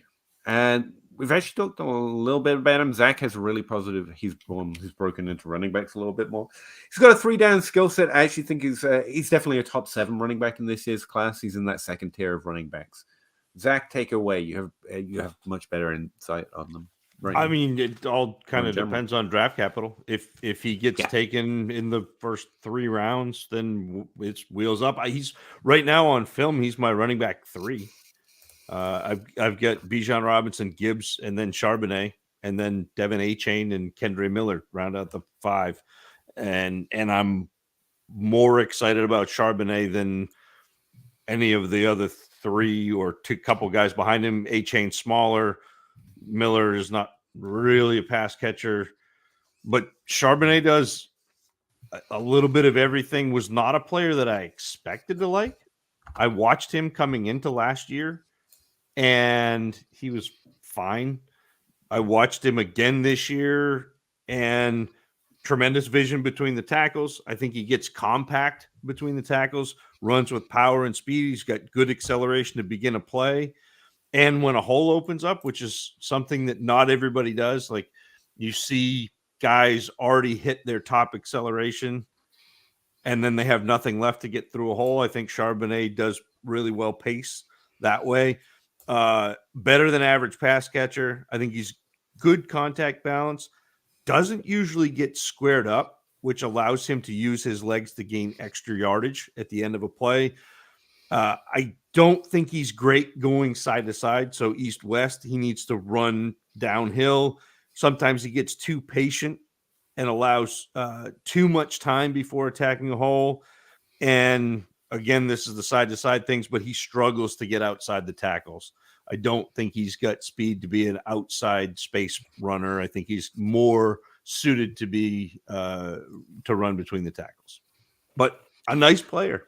6'1", 220. Like he's a big physical back. Big fella. Yeah, it sounds so much better than what I got. It's like one sentence. Similar yards after contact per attempt numbers as Robinson and Tank. He's in the tier with Tank as my running back 4 right now. Slightly lower average elusive rating, but his usage profile is good with 2.4 targets per game for his career and a solid 13% target share to end his time in college. Zach Wine looked like a running back with a lot to offer the right landing spot. He basically said the same thing I did. But worse, yeah. I just wanted to throw the Zach Wine thing out there because I'm not saying Charbonnet with Booty. Like, I'm going to get mocked enough. You know? Running back 3. Wrong. That's where I got him. I got him at 3. I like that. Joe must be right. I also have him at 3 at the moment. Well, you can all suck it. We're getting close, FFFT. We're getting close. Yeah, I'm pretty asleep at the Like moment. an hour ago. Sorry. Give Kyler Pollard 103, get Hurts, Bateman, and McLaurin. I wasn't give Kyler Pollard and the 103 Hurts, Pollard 103, Bateman, and McLaurin in a one quarterback. Yeah. Bateman, Yeah. I think it's Hurts, right? Yeah, the 103. Yeah, I don't mind doing that because I think Hurts gives you like a huge advantage. And He is the Bateman and advantage. McLaurin will be good starters for you. They're not as sexy names as some of the wide receivers you can get, but they'll give you decent points. I like that trade to go get Hurts. Oh, no, that's close. You're competitive. Yeah, a very competitive team. First of all, you're aging down. Hurt. Like Bateman is young, so you're getting a little younger. McLaurin, like 27, I think, right? But still, buying Bateman at a low value. Yeah, I like it. Yeah. You're getting more competitive, and if you're already very competitive, I think it's a good move. Yes, sir. Okay. Bajon, Gibbs, Charbonnet ranked higher than Walker coming out. I'm grabbing any of the 3 where I can, and they have more pass catching, and therefore I agree. I like them. Appreciate the response. No problem. Thanks. Try again. Thank you there. Bye, chat. Enjoy the Super Bowl. Yeah. Face, fuchsia, wide eyes. Look over there.